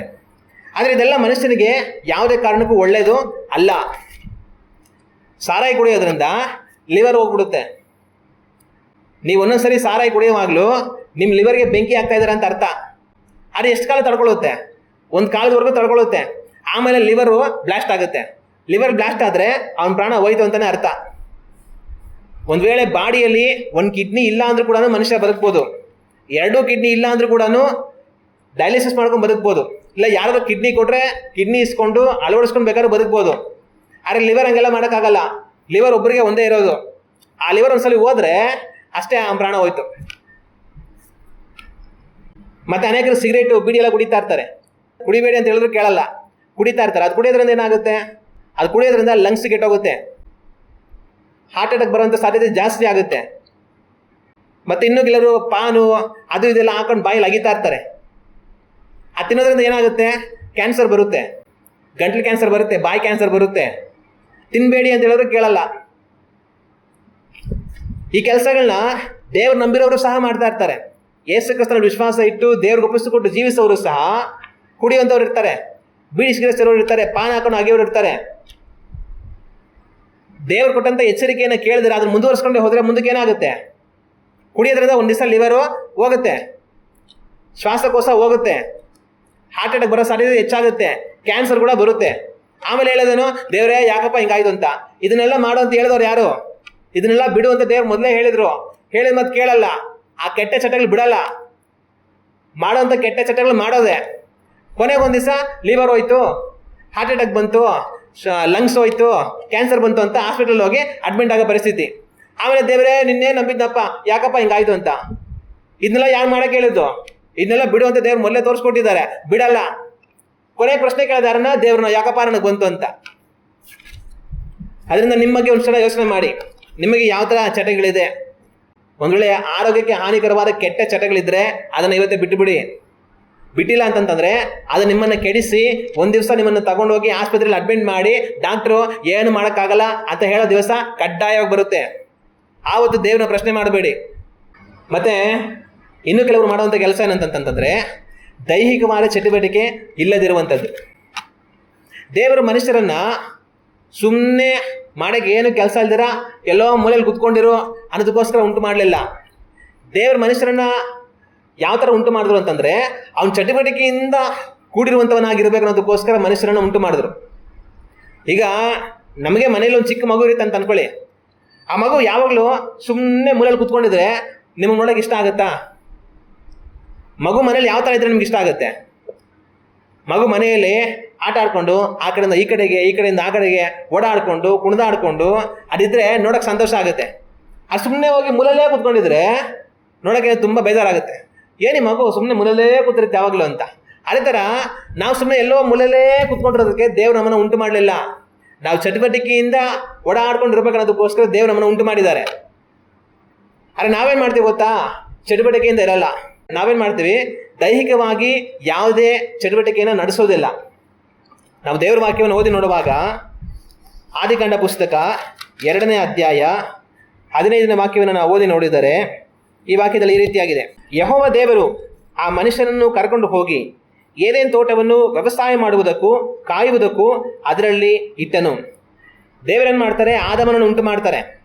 ಆದಾಮನನ್ನು ಉಂಟು ಮಾಡಿ ಏದೇನಲ್ಲಿ ಒಂದು ತೋಟವನ್ನು ಮಾಡಿ ಆ ತೋಟಕ್ಕೆ ಆದಾಮನನ್ನು ದೇವರು ಕರ್ಕೊಂಡ್ಬರ್ತಾರೆ. ಏನಕ್ಕೋಸ್ಕರವಾಗಿ ಕರ್ಕೊಂಡ್ಬರ್ತಾರೆ? ಆದಾಮ, ಇಲ್ಲಿ ನೋಡಿ ಎಷ್ಟು ಸುಂದರವಾದ ತೋಟ ಮಾಡಿದ್ದೀನಿ, ನೀನು ಆ ಮರದ ಕೊಂಬೆ ಮೇಲೆ ಮಲ್ಕೊಂಡು ಅಂತ ತಿನ್ಕೊಂಡು ಆಗಿರು, ಈ ಕಡೆ ಬಂಡೆ ಮೇಲೆ ಮಲ್ಕೊಂಡು ಆರಾಮಾಗಿರು, ಈ ಕಡೆ ನದಿ ಹರಿತಾ ಇದೆ, ನದಿ ಪಕ್ಕದಲ್ಲಿ ಮಲ್ಕೊಂಡು ಆಯಾಗಿರು ಅಂತ ಆರಾಮ ಅಲ್ಲಿ ಇಲ್ಲಿ ಮಲ್ಕೊಂಡು ಕೂತ್ಕೊಂಡು ಆರಾಮಾಗಿರು ಅನ್ನೋದಕ್ಕೋಸ್ಕರ ದೇವರು ಏದೇನು ತೋಟಕ್ಕೆ ತನ್ನನ್ನು ಕರ್ಕೊಂಬಂದಿಲ್ಲ. ದೇವರು ಆದಾಮನನ್ನು ಕರ್ಕೊಂಬಂದಿದ್ದ ಕಾರಣ ಏನಂತಂದ್ರೆ ಆ ಮನುಷ್ಯರನ್ನ ಕರ್ಕೊಂಡು ಹೋಗಿ ಏದೇನು ತೋಟವನ್ನು ವ್ಯವಸಾಯ ಮಾಡುವುದಕ್ಕೂ. ಆದಾಮನಿಗೆ ಏದೇನು ತೋಟದಲ್ಲಿ ಏನಿತ್ತು? ಏದೇನು ತೋಟದಲ್ಲಿ ವ್ಯವಸಾಯ ಇತ್ತು. ವ್ಯವಸಾಯ ಮಾಡೋದು ಸುಲಭವಾದ ಕೆಲಸನಾ? ನೀವು ಕೆಲವೊಂದ್ಸಲ ಹಳ್ಳಿಗಳ ಕಡೆ ಹೋಗಿರ್ತೀರ. ಹಳ್ಳಿಗಳಲ್ಲಿ ಎಷ್ಟೊಂದು ವ್ಯವಸಾಯ ಮಾಡೋಂಥ ಭೂಮಿಗಳಿರುತ್ತೆ. ಅಲ್ಲಿ ವ್ಯವಸಾಯ ಮಾಡೋಂಥವ್ರು ಕೆಲಸಗಳು ಮಾಡ್ತಾ ಇರ್ತಾರೆ. ಅದನ್ನು ನೋಡಿದಾಗ ತುಂಬ ಸುಲಭವಾದ ಕೆಲಸ, ಆರಾಮಾಗಿ ಮಾಡ್ಬೋದು ಅಂತ ಅನ್ಸುತ್ತಾ ನಿಮಗೆ? ವ್ಯವಸಾಯ ಮಾಡೋದು ತುಂಬ ಕಷ್ಟವಾದ ಕೆಲಸ. ಆ ಭೂಮಿಯನ್ನು ಉತ್ತಬೇಕು, ಆ ಹಂಟೆಗಳಿದ್ರೆ ಅದನ್ನೆಲ್ಲ ಹೊಡಿಬೇಕು, ಅದಕ್ಕೆ ನೀರು ಹಾಯಿಸ್ಬೇಕು, ಬಿತ್ತನೆ ಮಾಡಬೇಕು, ಅದು ಬೆಳೆದ ನಂತರ ಅದನ್ನು ನಾಟಿ ಮಾಡಬೇಕು, ಆಮೇಲೆ ಅದು ಪೂರ್ತಿ ಫಲಕ್ಕೆ ಬಂದ ನಂತರ ಅದನ್ನೆಲ್ಲ ಕುಯ್ಬೇಕು, ಅದನ್ನು ಬಡಿಬೇಕು, ಧಾನ್ಯಗಳು ತೆಗಿಬೇಕು, ಅದನ್ನು ತೊಗೊಂಡೋಗಿ ಎಲ್ಲಿ ಬೇಕು ಅಲ್ಲಿ ಜೋಡಿಸ್ಬೇಕು, ತುಂಬ ಕೆಲಸ ಇರುತ್ತೆ. ಹಾಗೆ ವ್ಯವಸಾಯ ಕಷ್ಟವಾದ ಕೆಲಸ. ಆದರೆ ದೇವರೇನು ಮಾಡ್ತಾರೆ? ಏದೇನು ತೋಟ ಮಾಡಿ ಆದಾಮನನ್ನು ಕರ್ಕೊಂಡು ಹೋಗಿ ಈ ಕೆಲಸ ಮಾಡೋದಕ್ಕೆ ಅಲ್ಲಿ ಬಿಡೋದು. ನಾವು ಅನೇಕ ಸರಿ ಏನು ನೆನೆಸ್ಕೊಂತೀವಿ ಅಂದರೆ ಏದೇನು ತೋಟದಲ್ಲಿ ಆದಾಮ ಏನು ಮಾಡ್ತಾ ಇರ್ಬೋದು? ಸುಮ್ಮನೆ ಆ ಮರದ ಮೇಲೆ ಕೊಂಬೆ ಮೇಲೆ ಮಲ್ಕೊಂಡು ಹಣ್ಣು ಕಿತ್ಕೊಂಡು ತಿನ್ಕೊಂಡಿದ್ನೇನೋ, ಇಲ್ಲೆಲ್ಲ ಬಂಡೆ ಮೇಲೆ ಮಲ್ಕೊಂಡಿದ್ನೇನೋ, ಅಲ್ಲಿ ನದಿ ಹರಿತಾರೆ, ನದಿ ಪಕ್ಕದಲ್ಲಿ ಆರಾಮ ಮಲ್ಕೊಂಡಿದ್ನೇನೋ ಅಂತ ಅಂದ್ಕೊಂಡಿರ್ತೀವಿ. ಆದಾಮನು ಏದೇನು ತೋಟದಲ್ಲಿ ಸುಮ್ಮನೆ ಮಲ್ಕೊಂಡು ಟೈಮ್ ಪಾಸ್ ಮಾಡ್ತಾ ಇರಲಿಲ್ಲ. ಆದಾಮನು ಸುಮ್ಮನೆ ಮಲ್ಕೊಂಡಿರೋದಕ್ಕೆ ದೇವ್ರು ಉಂಟು ಮಾಡಲಿಲ್ಲ. ಕೆಲಸ ಮಾಡೋದಕ್ಕೆ ದೇವ್ರು ಆದಾಮನನ್ನು ಉಂಟು ಮಾಡಿದ್ದು. ನಾವು ಅನೇಕ ಸರಿ ಏನು ಅನ್ಕೊಳ್ತೀವಿ ಅಂತಂತಂದರೆ ಈ ಕೆಲಸ ಮನುಷ್ಯ ದೇವ್ರು ತಿನ್ಬೇಡ ಅಂತ ಹೇಳಿದ ಹಣ್ಣನ್ನು ತಿಂದಿದ್ರಿಂದ ಶಾಪವಾಗಿ ಕೆಲಸ ಬಂದ್ಬಿಡ್ತು. ಆದಾಮ ಹಣ್ಣು ತಿಂದಿಲ್ಲ ಅಂತಿದ್ರೆ ಇವತ್ತು ನಾವೆಲ್ಲ ಯಾರು ಕೆಲಸ ಮಾಡೋ ಅಗತ್ಯನೇ ಇರ್ತಾ ಇರಲಿಲ್ಲ, ಆಯಾಗಿರ್ಬೋದಾಗಿತ್ತು ಅಂತ ಅನ್ಕೊಳ್ತಾರೆ. ವಿಷಯ ಏನಂತಂತಂದ್ರೆ ಕೆಲಸ ಮಾಡೋದಕ್ಕಿಂತ ಆಯಾಗಿರೋದೇ ತುಂಬ ಕಷ್ಟ. ನೀವು ಯಾವಾಗಲೂ ಕೆಲಸ ಮಾಡ್ತಾ ಇರೋದ್ರಿಂದ ಒಂದು ದಿವಸ ನಿಮ್ಗೆ ರೆಸ್ಟ್ ಸಿಕ್ಕಿದಾಗ ನಿಮ್ಗೆ ತುಂಬ ಸಂತೋಷ ಆಗ್ಬೋದು. ಏನು ಕೆಲಸ ಮಾಡ್ತೀರಾ, ಆಯಾಗಿರೋದು ಎಷ್ಟು ಚೆನ್ನಾಗಿದೆಯಲ್ಲ ಅಂತ ಅನಿಸ್ಬೋದು. ಯಾವಾಗಲೂ ಕೆಲಸ ಮಾಡ್ತಾ ಇದ್ದು ಒಂದು ದಿವಸ ರೆಸ್ಟ್ ಸಿಕ್ಕಿದ್ರೆ ನಿಜವಾಗ್ಲೂ ತುಂಬ ಸಂತೋಷ ಆಗುತ್ತೆ. ಆದರೆ ಯಾವಾಗಲೂ ಕೆಲಸ ಮಾಡ್ತೀರಾ, ಯಾವಾಗಲೂ ರೆಸ್ಟಲ್ಲಿ ಇರ್ಬೇಕಂತಂದ್ರೆ ಜೀವನನೇ ಬೇಸರ ಆಗ್ಬಿಡುತ್ತೆ. ಏನು ಮಾಡೋಕ್ಕೆ ಏನು ಕೆಲಸನೇ ಇಲ್ವಲ್ಲಪ್ಪ, ಏನು ಸುಮ್ಮನೆ ಕುತ್ಕೊಂಡೇ ಇರುತ್ತೆ, ಏನಪ್ಪ ಮಾಡೋದು ಅಂತ ಸುಮ್ಮನೆ ಇದ್ದೇ ಬೇಜಾರಾಗ್ಬಿಡುತ್ತೆ. ಮನುಷ್ಯ ಕೆಲಸ ಮಾಡ್ತಾ ಇದ್ದಾಗ ಟೈಮ್ ಹೋಗೋದು ಗೊತ್ತಾಗಲ್ಲ. ಸುಮ್ಮನೆ ಕೂತಿರೋ ಅಂತಂತಂದ್ರೆ ಅದಕ್ಕಿಂತ ಕಷ್ಟ ಬೇರೊಂದಿಲ್ಲ. ಆಗ ದೇವ್ರ ಮನುಷ್ಯನನ್ನ ಸುಮ್ಮನೆ ಕುತ್ಕೊಂಡು ಕಾಲ ಕಳೆಯೋದಕ್ಕೆ ಉಂಟು ಮಾಡಲಿಲ್ಲ, ಅವ್ನ ಚಟುವಟಿಕೆಯಿಂದ ಇರಬೇಕನ್ನೋದಕ್ಕೋಸ್ಕರ ಉಂಟು ಮಾಡಿದ್ರು. ಆದಾಮನನ್ನು ಕರ್ಕೊಂಡು ಹೋಗಿ ಏದೇನು ತೋಟದಲ್ಲಿ ವ್ಯವಸಾಯ ಮಾಡು ಅಂತ ಬಿಟ್ರು. ಅವ್ನು ವ್ಯವಸಾಯ ಮಾಡ್ಕೊಂಡಿದ್ದ, ಕೆಲಸ ಮಾಡ್ಕೊಂಡಿದ್ದ. ಆದರೆ ಆನಂತರ ಅವನ ಪಾಪವನ್ನು ಮಾಡಿದ ನಂತರ ಅವ್ನು ಮಾಡುವಂಥ ವ್ಯವಸಾಯದಲ್ಲಿ ಮುಳ್ಳುಗಳು ಬಂತು. ಕೆಲಸ ಶಾಪ ಅಲ್ಲ, ಕೆಲಸ ದೇವ್ರು ನೇಮಿಸಿದ್ದು, ಪಾಪ ಮಾಡೋಕ್ಕಿಂತ ಮುಂಚೆನೇ ಬಂದಿದ್ದು. ಆದರೆ ಆಮೇಲೆ ಅವ್ನು ಪಾಪವನ್ನು ಮಾಡಿದ್ರಂತ ಏನಾಯ್ತು ಅಂದರೆ ಆ ಕೆಲಸದಲ್ಲಿ ಮುಳ್ಳು ಬರುತ್ತೆ. ನೀನು ಬಿತ್ತುತ್ತೀಯ, ಆ ಬಿತ್ತಲೆ ಏನಾಗುತ್ತೆ, ಮುಳ್ಳು ಬರುತ್ತೆ ಅಂತ ದೇವರು ಹೇಳಿದ್ರು. ಕಷ್ಟಪಟ್ಟು ನೀನು ಬೆವರು ಸುರಿಸಿ ಅದನ್ನ ಬೆಳಿಬೇಕಾಗುತ್ತೆ, ಅಷ್ಟು ಸುಲಭವಾಗಿ ಸಿಗಲ್ಲ ಅಂತ.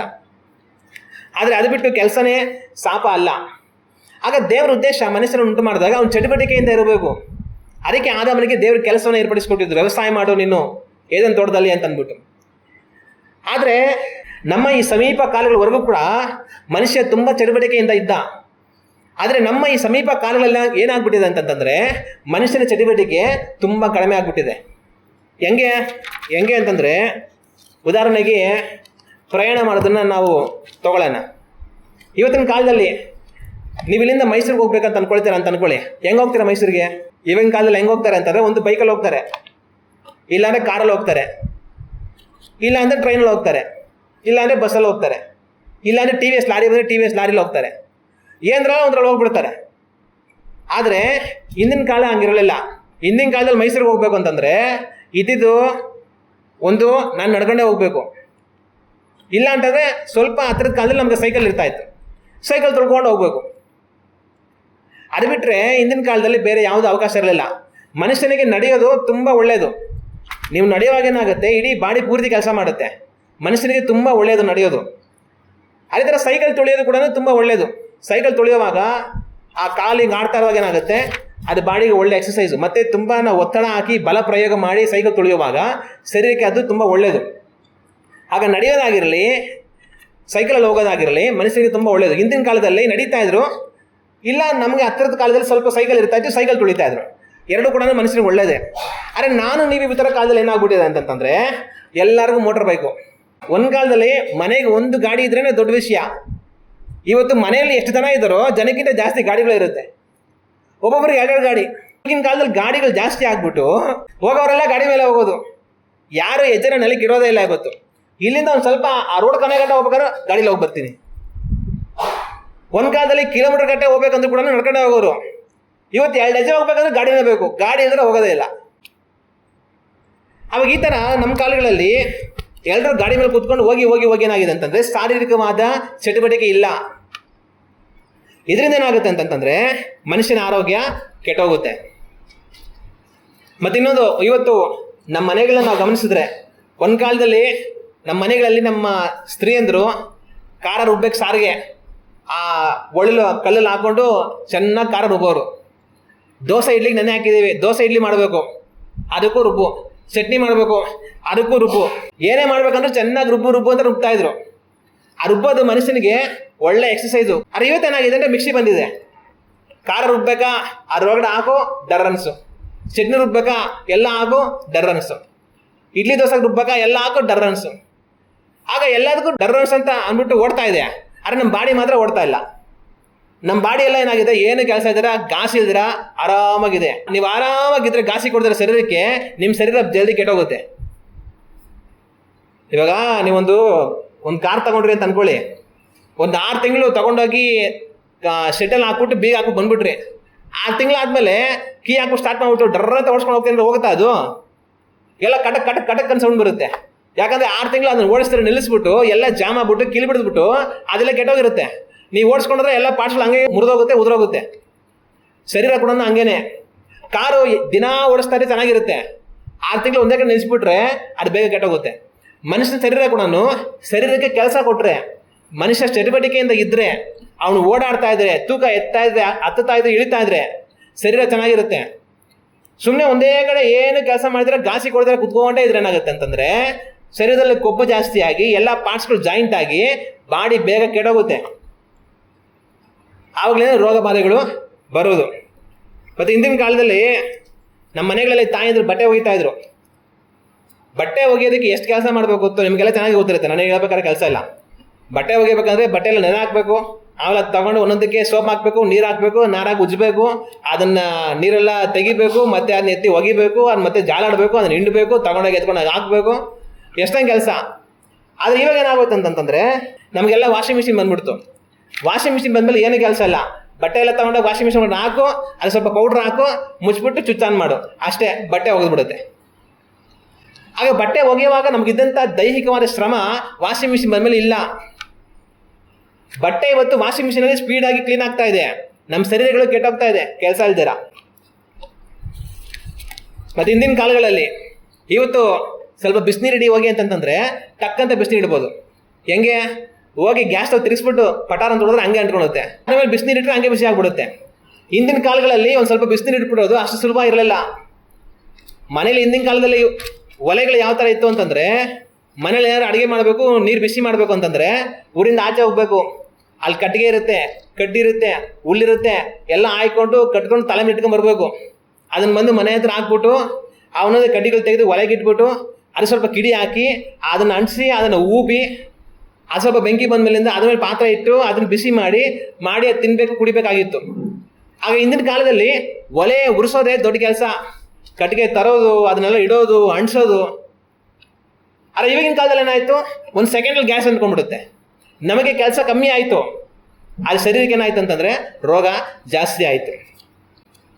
ಇದೇ ಥರನೇ ಹಿಂದಿನ ಕಾಲಗಳಲ್ಲಿ ಪಾತ್ರೆ ಕೂಡ ತೊಳಿತಾ ಇದ್ರು ಈವರೆಗೂ. ಆದರೆ ಈಗ ಪಾತ್ರೆ ತೊಳೆಯೋದಕ್ಕೂ ಕೂಡ ಮಿಷಿನ್ ಬಂದುಬಿಟ್ಟಿದೆ. ಪಾತ್ರೆಗಳೆಲ್ಲ ಒಳಗಡೆ ಹಾಕ್ಬಿಟ್ರೆ ಅದೇ ಸ್ವಲ್ಪ ಪಾತ್ರೆ ಕ್ಲೀನ್ ಮಾಡಿ ಕೊಟ್ಬಿಡುತ್ತೆ. ಈಗ ಪಾತ್ರೆ ತೊಳೆಯೋ ಕೆಲಸನೂ ಕೂಡ ಎಷ್ಟೋ ಜನಗಳಿಗೆ ಇಲ್ಲ. ಮತ್ತು ವ್ಯವಸಾಯ ನಾವು ನೋಡಿದ್ರೆ, ಹಿಂದಿನ ಕಾಲಗಳಲ್ಲಿ ವ್ಯವಸಾಯ ಎಲ್ಲ ಮನುಷ್ಯರೇ ಮಾಡೋರು. ಇವತ್ತು ವ್ಯವಸಾಯ ಮಾಡೋದಕ್ಕೆಲ್ಲ ಕೂಡ ಎಲ್ಲ ಕಡೆ ಮಿಷಿನ್ ಬಂದುಬಿಟ್ಟಿದೆ.